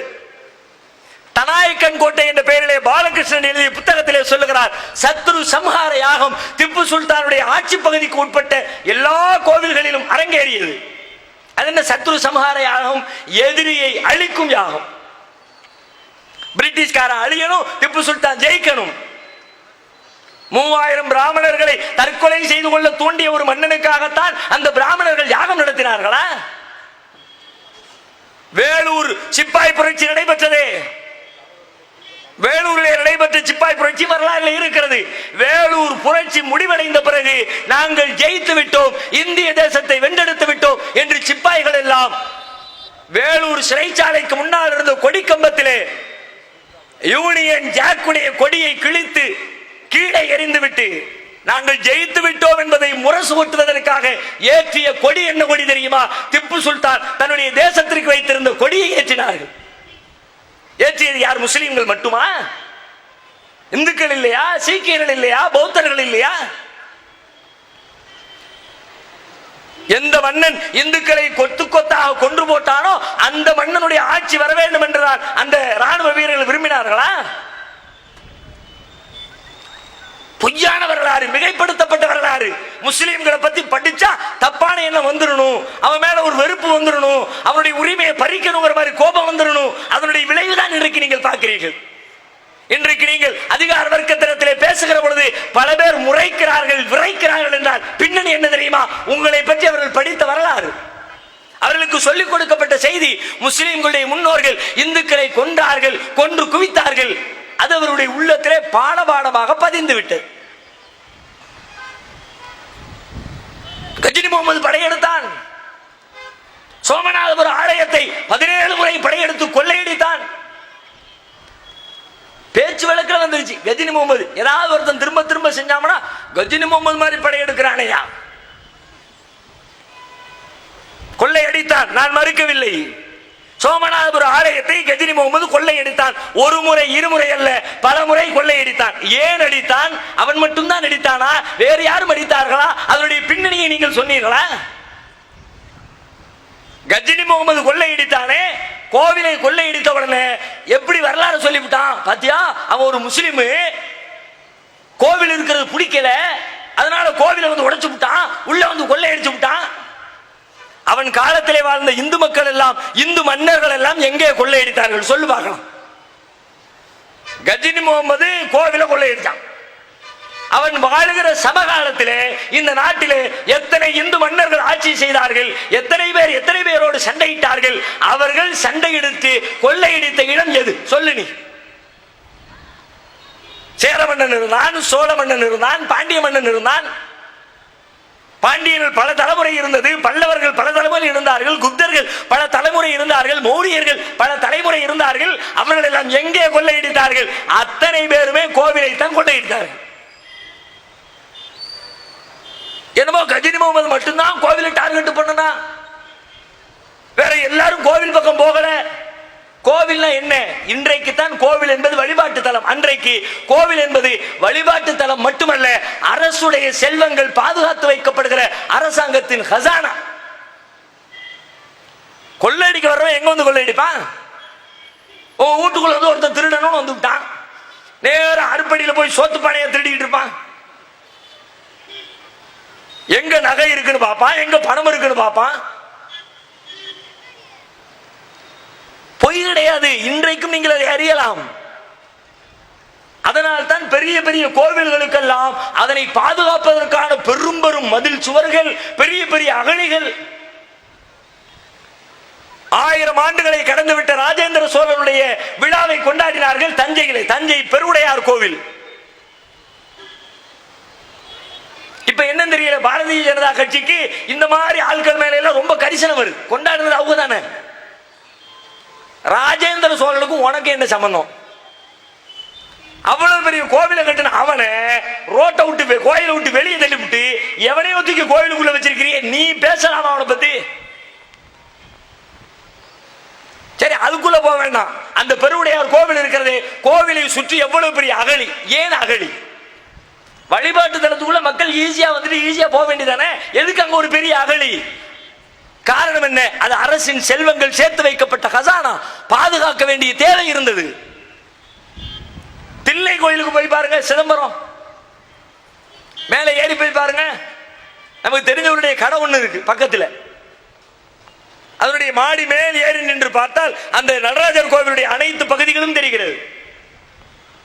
அதனை சுற்றி அமைக்கப்பட்டிருக்கிற மதில் சுவர் இருக்கிறது. சுவர் ஒண்ணு இம்மா தண்டிக்கு இருக்குங்க, கல்லு கட்டடம்.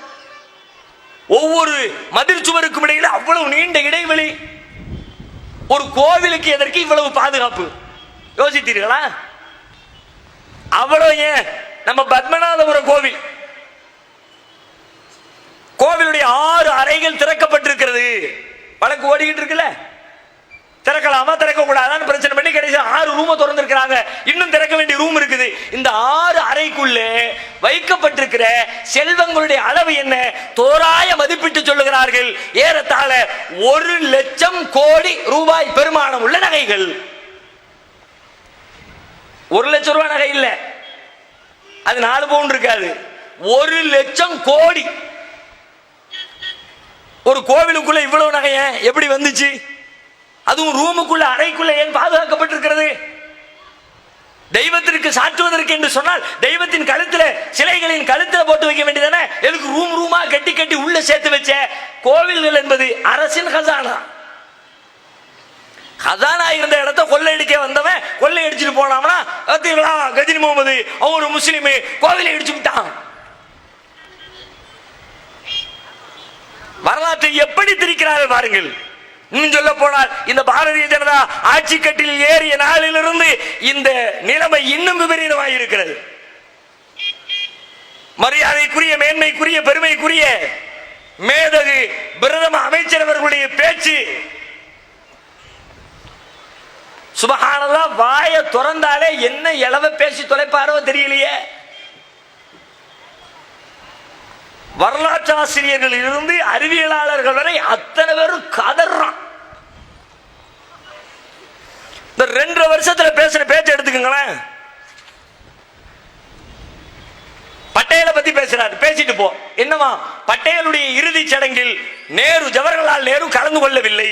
அடுத்த நாளே ரெக்கார்டு எடுத்து டிவிக்கு முன்னாடி வரலாற்று ஆசிரியர்கள் இதோ கலந்து கொண்டதற்கான ஆதாரம் இருக்கிறது.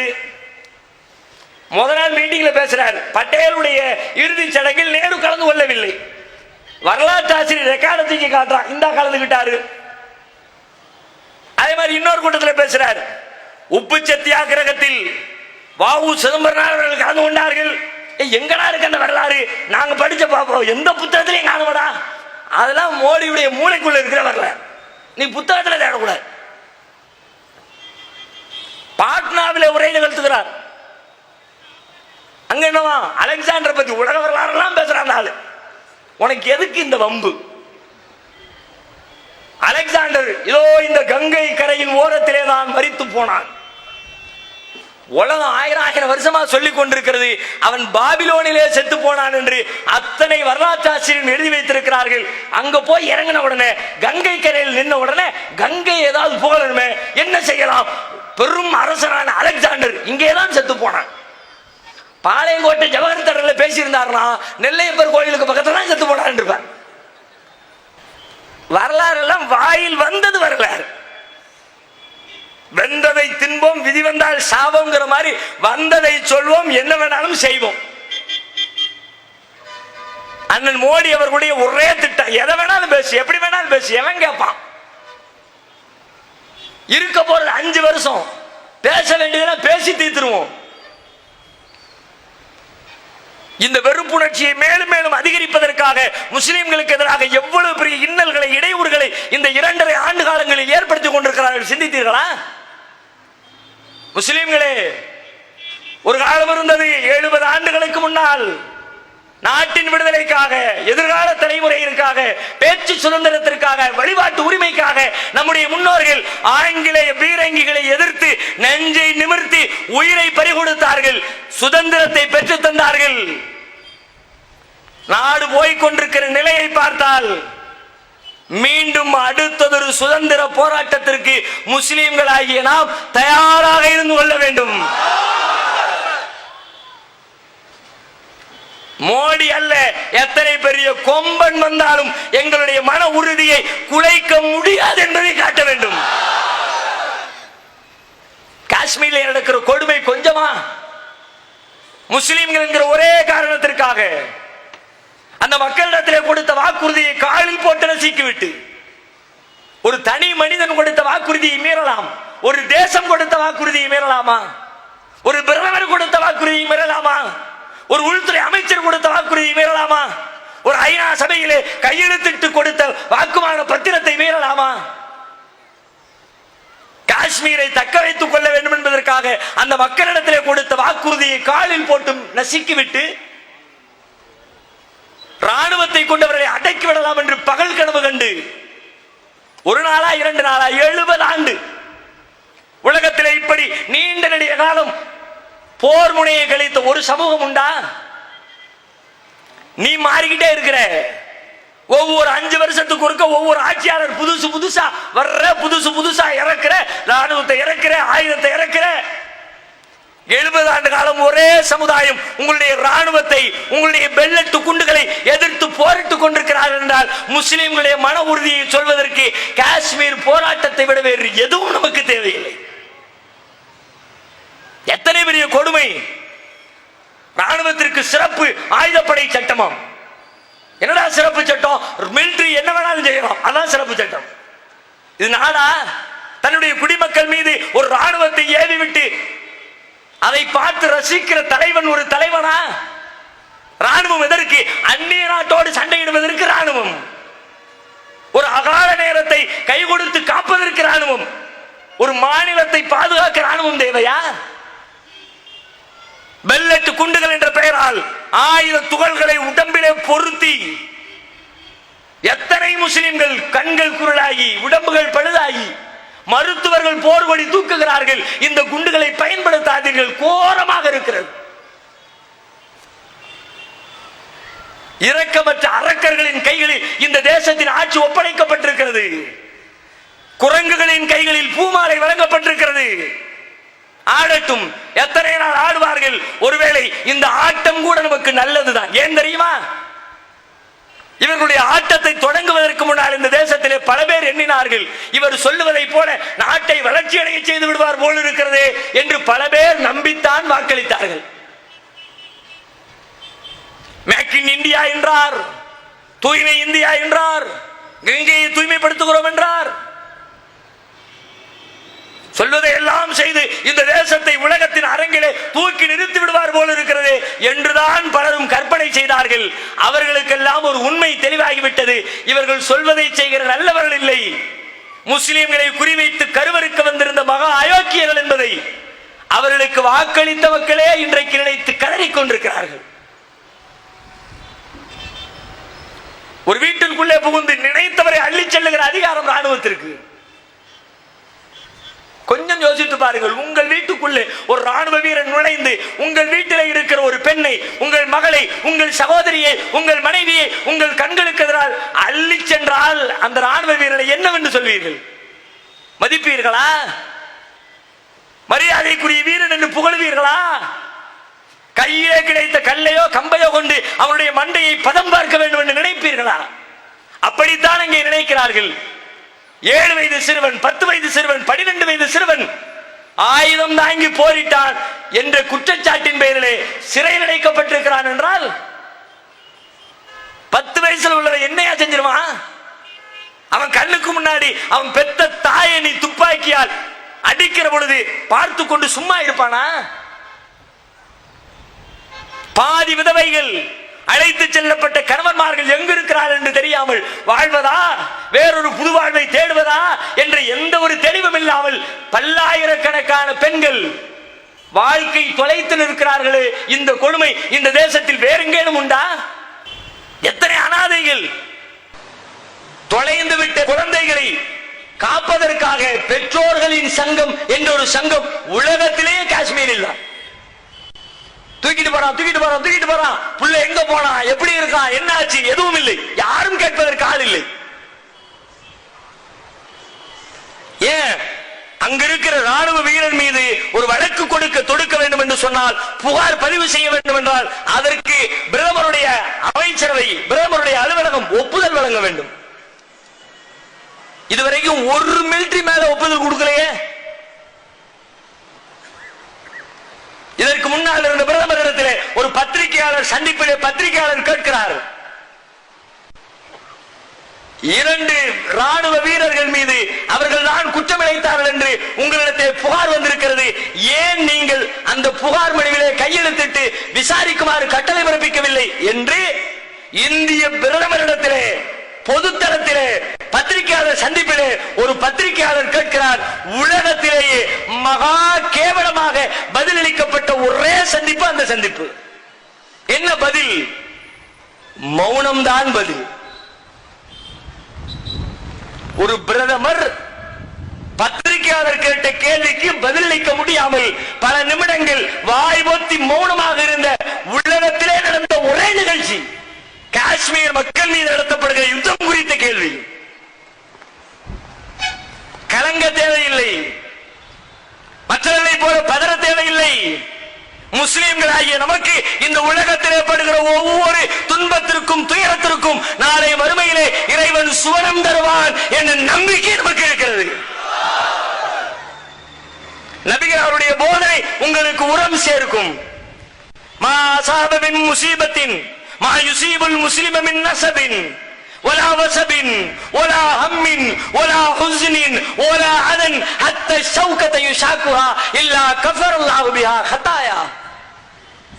நபிகளார் சொன்னார்கள், ஒரு முஸ்லிம் இந்த உலகத்திலே அவன் சந்திக்கிற எந்த துன்பமாயினும் அது பெரிதோ அல்லது சிறிதோ, அவன் சந்திக்கிற எந்த கவலையாயினும் அது பெரிதோ அல்லது சிறிதோ, ஹத்த ஷௌகத யுஷாக்குஹா, அவன் கால்களில் குத்துகிற முள்ளாக இருந்தாலும் அதற்காக அவனுக்கு ஒரு பாவம் மன்னிக்கப்படுகிறது, இறைவனிடத்திலே தரஜா உயர்த்தப்படுகிறது, சுவனத்தின் வாசல் உங்களுக்கு திறக்கப்படுகிறது என்ற சுப செய்தி இருக்கிற வரைக்கும் சுடுங்கள், உங்கள் துப்பாக்கிகள் எங்கள் உடலை துளைக்கலாம், எங்கள் உள்ளத்து ஈமானை துளைக்க முடியாது.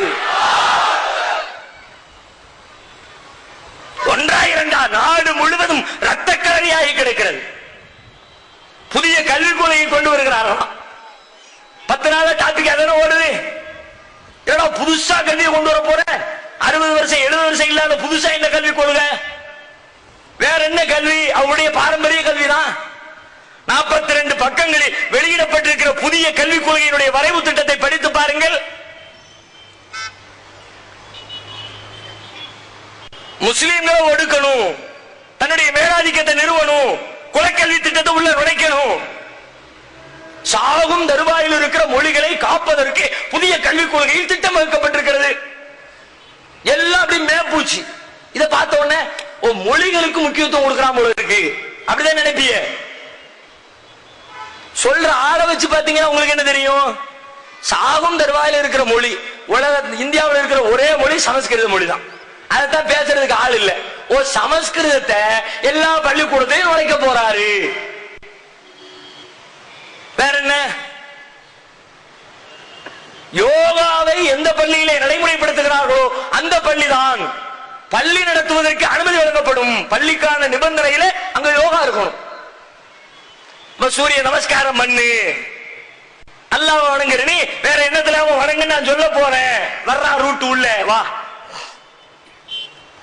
நம்முடைய பல்வேறு உரிமைகளை கை வைத்து சமஸ்கிருத மொழியை படி, யோகாவை செய்ய, இன்னும் பல்வேறு வகையான இடையூறுகளை உள்ளே நுழைக்கிற திட்டத்தை கல்வி திட்டம் என்ற பெயரால் கொண்டு வந்திருக்கிறார்கள். பல பேர் போராட்ட களத்தில் இறங்கி இருக்கிறார்கள், கோபப்படுகிறார்கள், என்ன ஆகுமோ தெரியல, புலம்புகிறார்கள். முஸ்லிம்களை பொறுத்தவரை நாங்கள் புலம்ப மாட்டோம், புலம்ப தேவையில்லை.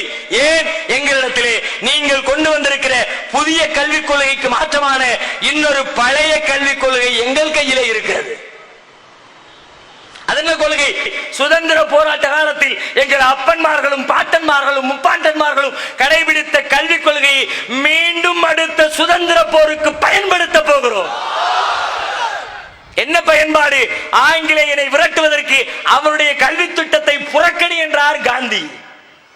கல்லூரியை புறக்கணித்தோம், பள்ளிக்கூடத்தை புறக்கணித்தோம், பல்கலைக்கழகத்தை புறக்கணித்தோம்.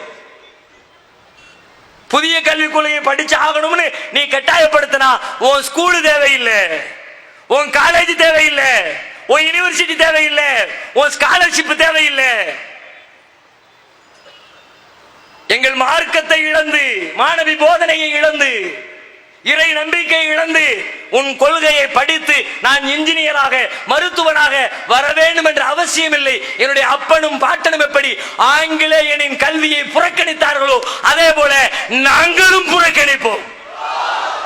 ஒன்னும் பெரிய மேட்டர் கிடையாது எங்களுக்கு, ஆல்ரெடி எங்க ரத்தத்துல ஊர்னது. இதுதான் ரிசல்ட், இப்படித்தான் இருக்கணும்னா நீ எந்த ரூட்ல வர்றியோ அதற்கு அதே ரூட்டிலே பதில் தருவதற்கு நாங்கள் ஆல்ரெடி பயிற்றுவிக்கப்பட்டிருக்கிறோம். புதிய கல்விக் கொள்கையாம், அதன் பெயரால் ஒரு சீர்திருத்தமாம். வந்து உட்கார்ந்து 2.5 மாசமும் வாரம் ஏதாவது பஞ்சாயத்து. இந்த வாரம்னு போட்டு கொண்டாடுவாங்க பத்தியலா, சாலை பாதுகாப்பு வாரம். அந்த மாதிரி இந்த 2.5 வருஷத்துல வாரமா பிரிச்சீங்கன்னா ஒவ்வொரு வாரமும் ஒரு கான்செப்ட். முஸ்லிம்களுக்கு எதிராக, சிறுபான்மையினருக்கு எதிராக காவி பயங்கரவாத சிந்தனைகளை நாட்டிலே நுழைப்பதற்காக எத்தனை செய்திகள். வந்தே மாதரம் சொல்லு, இல்லாட்டி நாட்டை விட்டு பாகிஸ்தானுக்கு ஓடு. நீ ஓடுறா, உன் அப்பம்பாட்டனை கூட்டிட்டு ஓடு. அத்வானிக்கு சொந்த ஊர் லாகூர், கூட்டிட்டு போ. உன் சொந்த ஊருக்கு நீ போ. நான் பிறந்தது இங்க, எங்க அப்பம்பாட்டம் பிறந்தது இங்க, நான் என்ன பாகிஸ்தானுக்கு போகணும்? வந்தே மாதரம் சொல்லு. எப்படி சொல்லுவேன்? வந்தே மாதரம்ங்கிறது என்னது? அது நாட்டுப்பற்று சம்பந்தப்பட்டதா? அதுக்கு தேசத்துக்கு ஏதாவது இருக்குதா? அரசியல் சாசன சட்டத்தில் சொல்லப்பட்டிருக்கா? அது என்ன தேசிய கீதமா?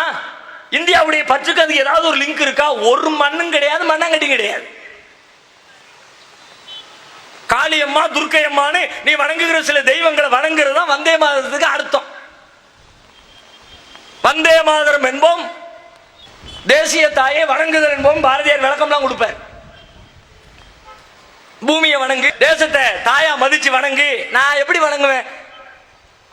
இந்த பூமியை, இந்த வானத்தை, இந்த சந்திரனை, இந்த சூரியனை, உங்களை, எங்களை, மரத்தை, மட்டையை, மனிதர்களை அனைத்தையும் படைத்தாளுகிற எல்லாம் வல்ல ரப்புல் ஆலமீனை மட்டுமே வணங்குவோம் என்ற கொள்கையோடு இருக்கிற நாங்கள் வந்தே மாதரம் என்று தாயை வணங்குகிற பாடலை படிப்போமா? லா இலாஹ இல்லல்லாஹ், வணக்கத்திற்குரியவன் அல்லாஹ் என்ற ஏகனை தவிர எவனும் இல்லை என்பதை உரத்து சொல்லுகிற நாங்கள் எங்களை பெற்றெடுத்த பெற்றோரே சொன்னாலும் அதை காலில் போட்டு நசுக்குவோமே தவிர, இப்ப நீ வந்து சொல்ல கேப்பமா? வந்தே மாதரம், பூமி தாய், தேசிய தாய். பூமி வந்து தாயா அவங்களுக்கு, மாதாமா, பூமி மாதா. மாதா மேல எதுக்கு ஆய் போற நீ? மாதா தானே, உங்க அம்மா மேல நீ ஆய் போலாமா? ஆகாயத்துல போ, அதுவும் வந்து சேர்ந்துருமே திரும்ப மாதா கிட்ட. பாரத் மாதா கி ஜெய் சொல். அந்த மாதா எங்க இருக்கா? கூட்டிட்டு வா. ஜேஎன்யூல கேட்டான் கண்ணையா. உடனே அவன் மேல தேச துரோக வழக்கு. ஜவஹர்லால் நேரு பல்கலைக்கழகத்துல படிச்சுக்கிட்டு இருக்கிற கண்ணையா மேல பஞ்சாயத்து ஓடிச்சுல தேச துரோக வழக்கு. என்னடான்னு கேட்டா, பாரத் மாதா கி ஜெய்னு சொல்ற அப்படி ஒரு மாதா எனக்கு தெரியாதுப்பா, இருந்தா கூட்டிட்டு வா. எனக்கு தெரிஞ்சதுன்னா என்ன பெத்த மாதா தான், வேற என்ன மாதா எனக்கு தெரியாதுன்னா தேச துரோகி உள்ளத்துக்கு தள்ளிவிட்டான். நானும் அதே கேள்வியை கேட்கிறேன். யாராவது வழக்கு போட்டு வழக்கு போட்டுக்க, சந்திக்க வேண்டிய விதத்திலே தௌஹீத் ஜமாத்தை சந்திக்கும். பாரத் மாதா கி ஜெய். என்ன பாரத் மாதா? அந்த மாதா எங்க கொண்டா, எப்படி இருப்பா காட்டு. இல்லாட்டி அவ சொல்ல மாட்டேன், நாக்க வெட்டுவேன். இப்ப பார்லிமெண்ட்ல உட்கார்ந்து இருக்கலாம் யாருங்கிறிய? எல்லாம் ரவுடி, பொறுக்கி, இந்த மாதிரியான கடும் சொற்களை பயன்படுத்துகிறவர்கள். சாட்சி மகாராஜ், சாத்வி பிராட்சி, வாயில பேரும் நுழையாது. உள்ள போய் உட்கார்ந்து பேசுற பேச்ச பார்க்கணும். சுப்ஹானல்லாஹ். அசதுத்தீன் உவைசி சொல்ல மாட்டேன்டாராம் பாரத் மாதா கி ஜெய்னு. உடனே சாட்சி மகாராஜ் தான் நினைக்கிறேன், எல்லாம் ஒரே டீம் தானே. அசதுத்தீன் உவைசி நாக்க எவன் வெட்டிட்டு வர்றானோ அவனுக்கு 1 கோடி ரூபாய் பரிசு. வேறு லட்சக்கணக்கில் பரிசுலாம் அள்ளி அள்ளி விடுறாங்க. அது மாதிரி ஜாக்கிர் நாய்க்கு அவர் பஞ்சாயத்து ஓடிச்சு, ஒரு பிரச்சனையும் இல்லை. அவர் தீவிரவாதத்தை ஆதரிச்சாருன்னு ஒரு ரெக்கார்டும் இல்லை. கவர்மெண்ட் ரிலீஸ் பண்ணிடுச்சு, ஒரு பிரச்சனையும் இல்லை. உடுப்பா வழக்கெல்லாம் போட மாட்டோம்னு. சாத்வி பிராட்சி அந்த அம்மா தலையை பரட்ட மாதிரி போட்டுட்டு வந்து அது சொல்லுது, யாரு அவர் தலையை எடுத்துட்டு வராங்களோ அவங்களுக்கு 50 லட்சம். அதே மாதிரி அமீர் கான் அவர் பொஞ்சாதி, என்னடா நாட்டுக்குள்ள எப்ப பார்த்தாலும் கலவரமாவே இருக்கிற, இந்த நாட்டில் வாழ்றதா இல்லையான்னு என் பொஞ்சாதி சொல்றா அப்படின்னாரு. உடனே ஒரு சிவசேனாக்காரன், யார் அவன் கண்ணத்தில் அடிச்சுட்டு வரானோ அவனுக்கு 1 லட்சம், 1 லட்சம், 50 லட்சம், 1 கோடி. இதுவெல்லாம் கொஞ்ச நாளைக்கு முன்னாடி இந்த பருப்புலாம் வெந்துச்சு. இறைவனின் கிருபையினால் தமிழ்நாடு தௌஹீத் ஜமாத் என்ற இந்த மக்கள் சக்தியின் விளைவாக பதிலடி கொடுக்க துவங்கி இருக்கிறோம். நீ எந்த ரூட்ல வர்றியோ அதே ரூட்டிலே உன்னை எதிர்கொள்ள நாங்கள் தயார். அமீர் கான் கண்ணத்துல அடிச்சுட்டு வந்தவனுக்கு 1 லட்சம் தான் அடிச்சது தௌஹீத் ஜமாத். அதை சொன்னவன் கண்ணத்துல அடிச்சுட்டு வா உனக்கு 2 லட்சம். 50 லட்சம் அவன் தலையெடுத்தானு சாத்வி சொன்னா, அவ தலையை நீ எடுக்க வேண்டாம், ஒரு மைத்த புடுங்கிட்டு வா உனக்கு 1 கோடி இருந்துச்சு. ஏன் உனக்கு மட்டும்தான் வாய் இருக்கோ? உனக்கு மட்டும்தான் பேசுமோ? எங்க நாக்கு பேசாதோ? மாற்று வச்சு பஞ்சாயத்து. பசு எங்கள் தெய்வம், பசு எங்கள் மாதா, வணங்கு, பிரச்சனை இல்லை. நீ எதை வணங்கினா என்ன? இதை விட எத்தனையோ பொருட்களை வணங்குறீ, அதை விட மட்டமானது எல்லாம் வணங்கும் பொழுது இதை வணங்குற நாங்க குறுக்க வந்தா நிக்க போறோம்? எங்களுக்கு ஒரு மேட்டரும் இல்லை. நாங்க சொல்றதை சொல்லுவோம், கேட்டா கேளுங்க, கேட்காட்டி போங்க. அது உங்க வழி, எங்களுக்கு எங்க வழி. லக்கும் தீனுக்கும் வழி இது. உங்கள் வழி உங்களுக்கு, எங்கள் வழி எங்களுக்கு. எங்கள் மார்க்கம் சொல்லி தந்த போதனை இதுதான். பிரச்சனை என்ன? மாட்டை நீ திங்காத, பசுவதை தடை சட்டத்தை ஓ மேல பிரயோகப்படுத்துவேன், ஜெயிலுக்குள்ள தள்ளுவேன், அடிச்சு கொல்லுவேன். அகலாக்கு கொல்லப்பட்டார். குஜராத்திலே உணாவிலே 4 வாலிபர்கள் இரும்பு கம்பியால் தாக்கப்பட்டார்கள்.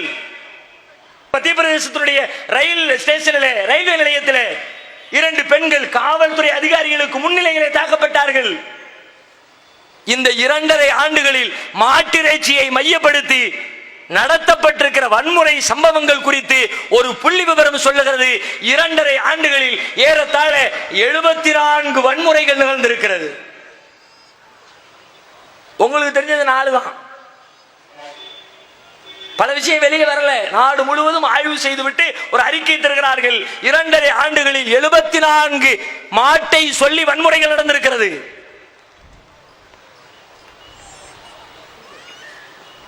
எப்படிப்பட்ட கொடுமை! மாடுகள் வாழட்டும், மனிதர்கள் சாகட்டும் என்பதுதான் உங்கள் திட்டமா? காலாகாலமாக இதுதான் உங்களுடைய கொள்கையாக இருக்கிறதா? மாடுகளின் பெயரால் நடக்கிற அக்கிரமம் கொஞ்சமா? உண்மையில் அவர்களுக்கு மாட்டின் மீது பக்தி இல்லை. நான் பொதுவான இந்துக்களுக்கு சொல்கிறேன், அந்த இயக்கம் சாராத, சங்க பரிவார வானர கூட்டங்களை சாராத லட்சோப லட்ச இந்து சொந்தங்களை பார்த்து சொல்லுகிறேன், நீங்கள் வைத்திருப்பது பசுவின் மீது பக்தி. அவர்கள் சொல்லுவது பசுவின் மீது, பசுவை வைத்தவர்கள் நடத்துகிற அரசியல். இல்லை, மருங்கள் பார்க்கலாம். கோசாலைகளில் பசுமாட்டை பாதுகாக்கிறோம் என்று சொல்லி கட்டி வைத்திருக்கிற கோசாலைகளில் கொத்து கொத்தாக பசுமாடுகள் சாகிறதே, அதற்கு என்ன செய்தீர்கள்? பசுவின் மீது பக்தி என்று சொன்னால் கோசாலை மாட்டை நீ என்ன பண்ணுன? ஒரு அப்பாவி விவசாயி உழைச்சு ஓடாய் தேஞ்சு போச்சு, இனிமே இந்த மாட்டை வச்சு பயன் இல்லை, அதை அடிமாட்டுக்கு வித்துருவோம், கசாப்புக்கு அனுப்பிடுவோம் என்று சொல்லி அதை விற்க போனால் விற்க கூடாது அப்படின்னு நீ புடுங்குறிய, புடுங்கிட்டு போ, காசு கொடுத்து புடுங்கிட்டு போ. அவன் விற்கத்தானே போறான். யார் வித்து யார் வாங்கினா அவனுக்கு என்ன? ஓசியில் திருடி சென்று நீ கொல்லைப்புறமாக விற்பனை செய்வதற்கு பசுவின் பெயரால் பக்தியா? பசு பாதுகாப்பு படையா நீங்கள்? நான் சொல்லலைங்க, விவேகானந்தர் ஒரு செய்தியை சொல்றார். விவேகானந்தர் யார்? இவங்களுக்கு எல்லாம் குரு தானே. இப்ப கூட விவேகானந்தர் ரதத்தை எல்லா ஸ்கூலுக்கும் கொண்டு போறோம்னு வேற கிளப்பினாங்கல்ல. உங்க குரு தானே விவேகானந்தர். அவருடைய வரலாற்றில் விவேகானந்தர் சிந்தனை தொகுப்பு புத்தகத்தில் ஒரு செய்தி, ஒரு நிகழ்ச்சி வருகிறது. விவேகானந்தரை சந்திப்பதற்கு ஒருவர் வருகிறார். யாருன்னு கேட்கிறார். நான் பசு பாதுகாப்பு படையை சார்ந்தவன். அப்படிங்களா, ரொம்ப சந்தோஷம். என்ன பண்றீங்க? நம்ம பசு மாதாக்களை நான் அந்நியர்களிடமிருந்து காப்பாற்றி பாதுகாத்து வருகிறேன். உங்களுக்கு நிதி எப்படி வருது? நமக்கு இந்த மாதிரி ஜெயினர்கள் பல்வேறு இடங்களில் கிடைக்கிற நன்கொடைகள், அதன் வழியாக நாங்கள் அதை செய்து கொண்டிருக்கிறோம். ரொம்ப நல்லதுங்க. இதுக்கு முன்னாடி நம்ம நாட்டில் ஒரு பஞ்சம் வந்துச்சே, கிட்டத்தட்ட ஒரு 6-7 லட்சம் பேர் செத்து போனாங்களே, அப்ப நீங்க என்ன பண்ணுனீங்க? அதுக்கெல்லாம் நாங்க ஒண்ணும் பண்ண மாட்டோம், நாங்க பசுவுக்கு தான் பண்ணுவோம். ஏன்னா பசு நம் தாய் இல்லையா? உடனே விவேகானந்தர் பதில் சொல்லுகிறார், மனிதர்கள் கொல்லப்படுவதை பார்த்து அவர்கள் மீது இரக்கம் காட்ட மாட்டீர்களாம், பசுக்களை காப்பதற்காக இயக்கம் நடத்தினீர்களாம். ஆமாம் ஆமாம், அப்படிப்பட்ட உங்களை போன்ற புத்திசாலிகளுக்கு பசுவை தவிர வேறு யார்தான் தாயாக இருக்க முடியும்? என்ன சொன்னாரு? மாட்டுக்கு பிறந்த பையல அப்படின்னு நம்ம லோக்கல் லாங்குவேஜ்ல சொல்றத விவேகானந்தர் ரொம்ப ஜென்டிலா சொல்றாரு. உங்களை மாதிரி ஆட்களுக்கு பசுவை தாண்டி வேற யாரா உங்களை பெத்து எடுக்க முடியும்? மனுஷன் பெப்பான உன்ன நானும் சொல்லல. கோவப்படுறதா இருந்தா, அடிக்கிறதா இருந்தா விவேகானந்தருக்கு பார்த்துக்க. அங்க வேணா மடமெல்லாம் இருக்குது மெட்ராஸ்ல, பீச்சுக்கு ஏத்தாப்புல ஏதோ கை வைக்கிறதா வச்சுக்கோங்க. இன்னும் நான் கேட்கிறேன், நிஜமாகவே உங்களுக்கு மத நம்பிக்கை, பசு நம்பிக்கை உண்மை என்று சொன்னால் உங்கள் வேதங்களில் சொல்லப்பட்டிருக்கிற பசுவதையே என்ன செய்வீர்கள்? அசுவமேத யாகம், வாஜபேய யாகம், அதுல வந்தவர் தான் வாஜ்பாய் தான்.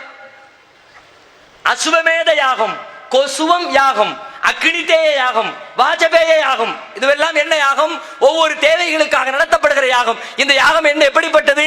இதிலே இந்த யாகத்தில் இத்தனை பசு, அந்த யாகத்தில் இத்தனை பசு, அவற்றை நெருப்பிலே போட்டு பொசுக்க வேண்டும் என்று உங்கள் வேதங்கள் சொல்லுகிறது. அதற்கு உங்களிடத்தில் பதில் இருக்கிறதா?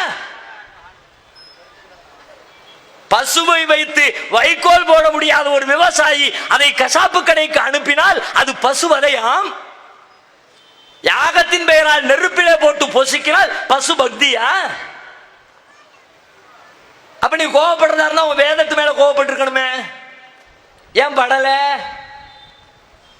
வேதத்தை என்ன பண்ணி இன்னும் சொல்வதாக இருந்தால் மறைந்த காஞ்சி பெரியவாள் சங்கராச்சாரியார் தெய்வத்தின் குரல் என்ற பெயரில் ஆனந்த விகடன் பத்திரிகையில தொடர்ச்சியா எழுதிட்டு வந்தார். அதுல பசுவை பத்தி சொல்லுகிறார். அதுல யாகத்தை பற்றி ஒரு கேள்வி வருகிறது. கேள்விக்கு பதில் அளிக்கிறார். யாகத்துல பசுவை கொல்றமே, இது பசுவதை ஆகாதா? அவர் சொல்றாரு, லோகத்துடைய சேமத்திற்காக செய்யப்படுவது பசுவதை ஆகாது. லோகத்தின் சேமம். அந்த பசுவை அடிச்சு கொண்டோம், அதுவும் சேமத்துக்கு தானே கொண்டான், வயிற்று பசி போக்கத்தானே கொண்டான். இன்னும் சொல்வதாக இருந்தால், நீங்கள் பசுவதை என்ற பெயரால் முஸ்லிம்களையும் தலித்துகளையும் குறிவைக்கிறீர்கள். உங்கள் சமூகத்திலே பசுவை வைத்து வியாபாரம் செய்கிற பெரும்பெரும் வியாபாரிகளை என்ன செய்தீர்கள்?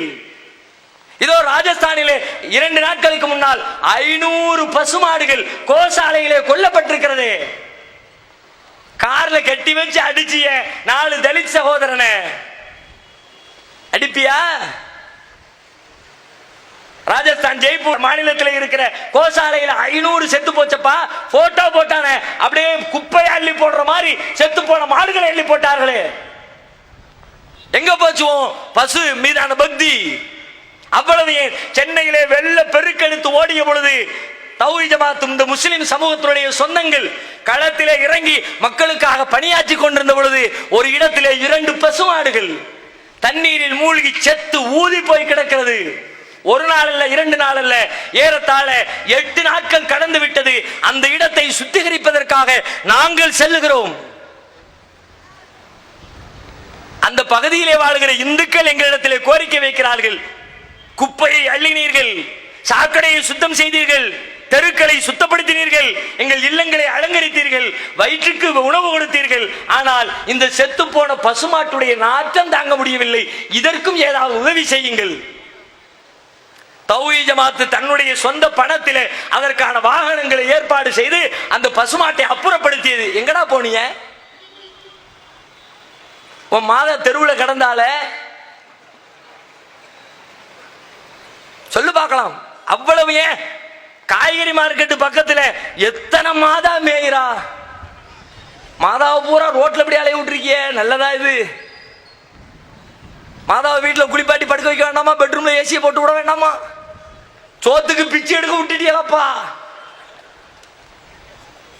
மாதா என்பது பொய் என்பது தெரிகிறதா இல்லையா?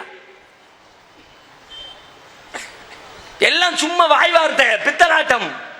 மாட்டின் பெயரால் ஏதோ ஒரு அரசியல் செய்யணும், கழகத்தை உண்டாக்கணும், தங்களுடைய அதிகாரத்தை நிலைநிறுத்தணும். அதை தாண்டி உங்களுடைய நோக்கம் என்ன சொல்லுங்கள் பார்க்கலாம்.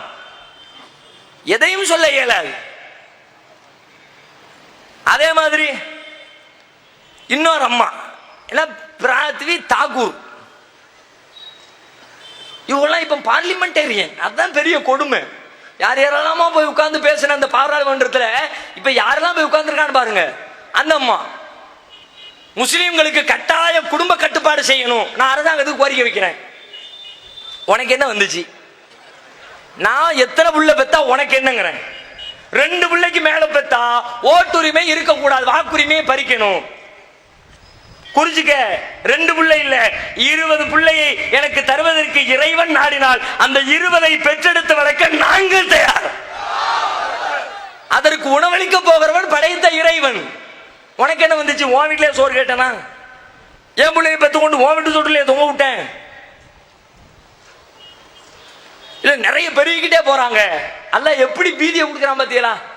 அதிகாரம் கையில் இருக்குது, மிரட்டல் வேறு, அடி உதை வேறு, பல்வேறு இடங்களில் கொலைகள் வேறு, சித்திரவதைகள் என்று சொல்லி முஸ்லிம் சமுதாயம் நசுக்கப்படுகிறது. இப்படிப்பட்ட நேரத்திலும் கூட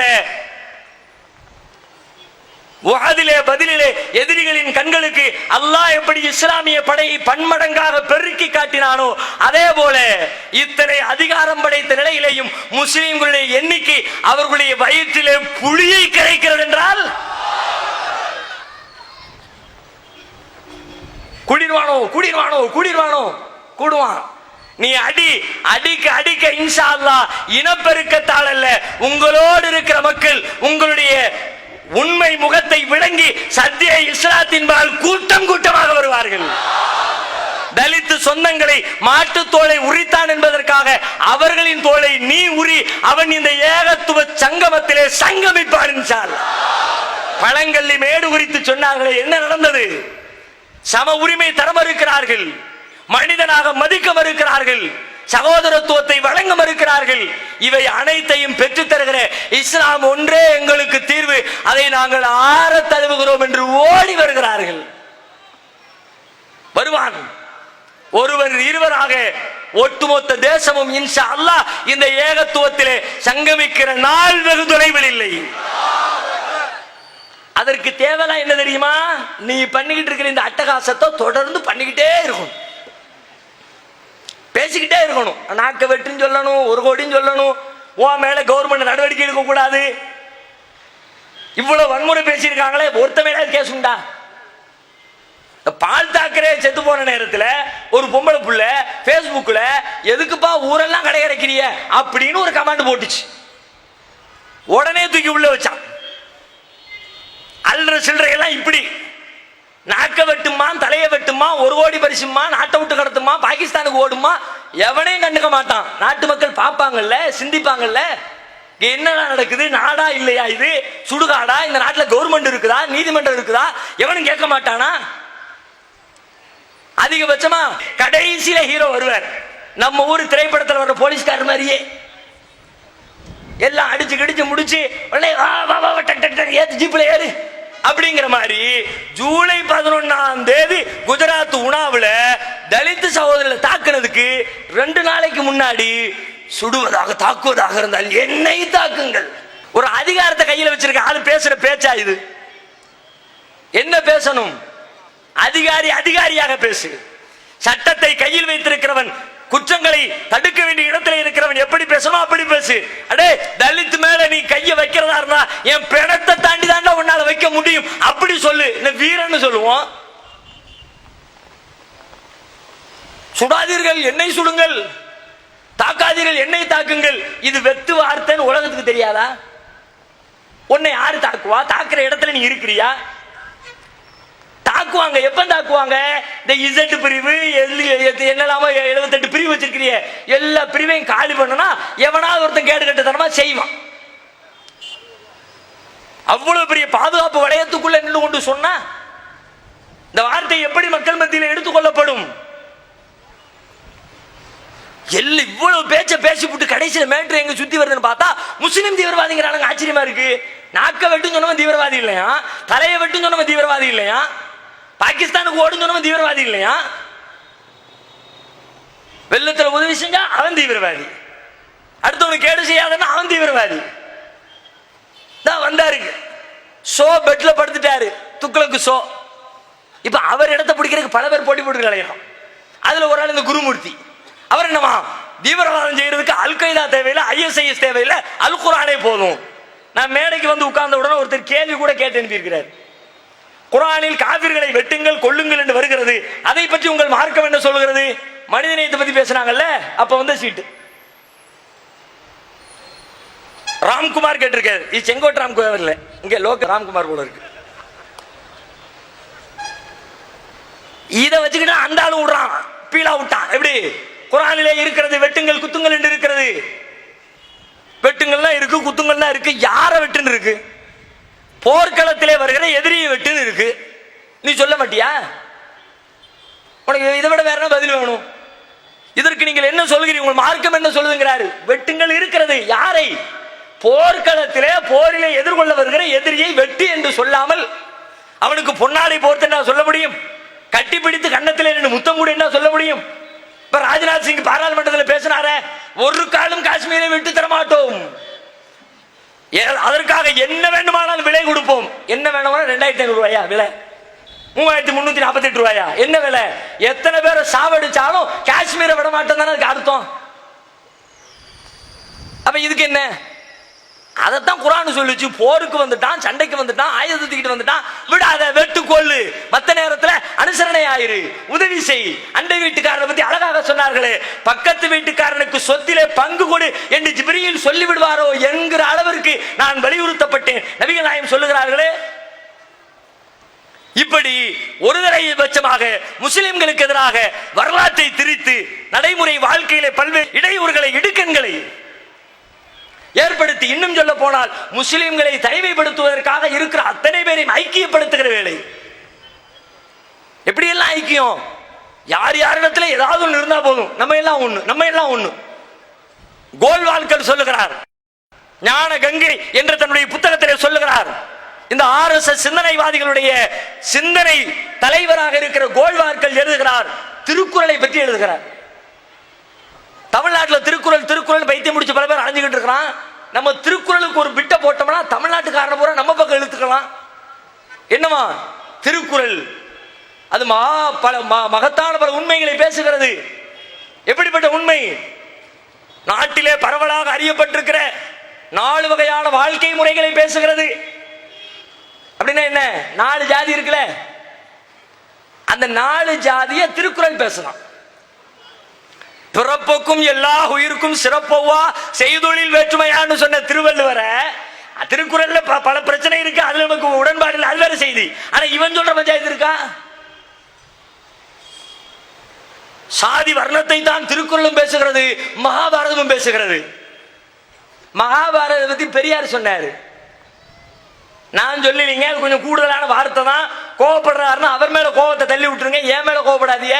மகாபாரதத்தை பத்தி பெரியார் சொல்லும் போது சொன்னாரு, அடே மகாபாரதத்துல ஒரு அப்பனுக்கு பிறந்தவன் எவனாவது இருக்கானாடா காட்டுறா, எல்லா பேரும் இவன் அங்கலிங்க வச்சா அவன் இங்களை வச்சு இப்படிதானடா இருக்கு, இதனடா புத்தகமான அவர் கேட்டார். இவே ராமசாமி பெரியார். இந்த ஞான கங்கையில கோல்வால்கர் சொல்றாரு, திருக்குறள் எப்படிப்பட்ட புத்தகம் தெரியுமா? மகாபாரதம் எதை பேசுகிறதோ அதைத்தான் திருக்குறளும் பேசுகிறது. எல்லாத்தையும் அப்படியே கரண்டி போட்டு இழுக்கிறாங்க. முஸ்லிம்களை தனிமைப்படுத்தி, இந்த தேசத்தை விட்டு அப்புறப்படுத்தி, அல்லது அவர்களை தேசிய நீரோட்டத்தில் கலக்க செய்ய வேண்டும் என்ற நோக்கத்தோடு இந்த வேலைகள் எல்லாம் நடக்கிறது. அதற்கு அஸ்திவாரமாக வரலாற்றை பயன்படுத்தி கொண்டிருக்கிறார்கள். எனவே முஸ்லிம்களாகி நாம் விழிப்போடு இருக்க வேண்டும். கடந்த காலத்திலே தூங்கிய காலம் தூங்கியதாக இருக்கட்டும். இனி வரும் காலங்களிலாவது நம்முடைய கடந்த கால வரலாறு என்ன என்பதை அடுத்த தலைமுறைக்கு சொல்லிக் கொடுங்கள். முஸ்லிம்களுடைய கடந்த கால வரலாற்று பாடங்களை தேடி தேடி படியுங்கள். வீடுகளில் தூங்க வைக்கிற பொழுது சினிமா தொலைக்காட்சிகளில் காட்டப்படுகிற ஆடல் பாடல் கூத்து கும்மாளங்களை காட்டி குழந்தைகளை தூங்க வைக்காமல் சுதந்திர போரிலே பங்கெடுத்துக் கொண்ட நம்முடைய முன்னோர்களின் தியாகங்களை வரலாறாக சொல்லிக் கொடுங்கள். அதுதான் நம்முடைய உள்ளத்திற்கு உரம் சேர்க்கும். எதிர்காலத்திலே மீண்டும் ஒரு சுதந்திர போர் தேவைப்பட்டால் நம்மை கிளர்ந்து எழச் செய்யும். அல்லாஹ் ரப்பல் ஆலமீன் அப்படி மன உறுதியோடு வாழ்ந்து மரிக்கிற நன்மக்களாக நம் அனைவரையும் ஆக்கி அருள் புரிவானாக. வாஹிர் தாவானா அல்ஹம்துலில்லாஹி ரப்பில் ஆலமீன். அஸ்ஸலாமு அலைக்கும் வரஹ்மத்துல்லாஹி.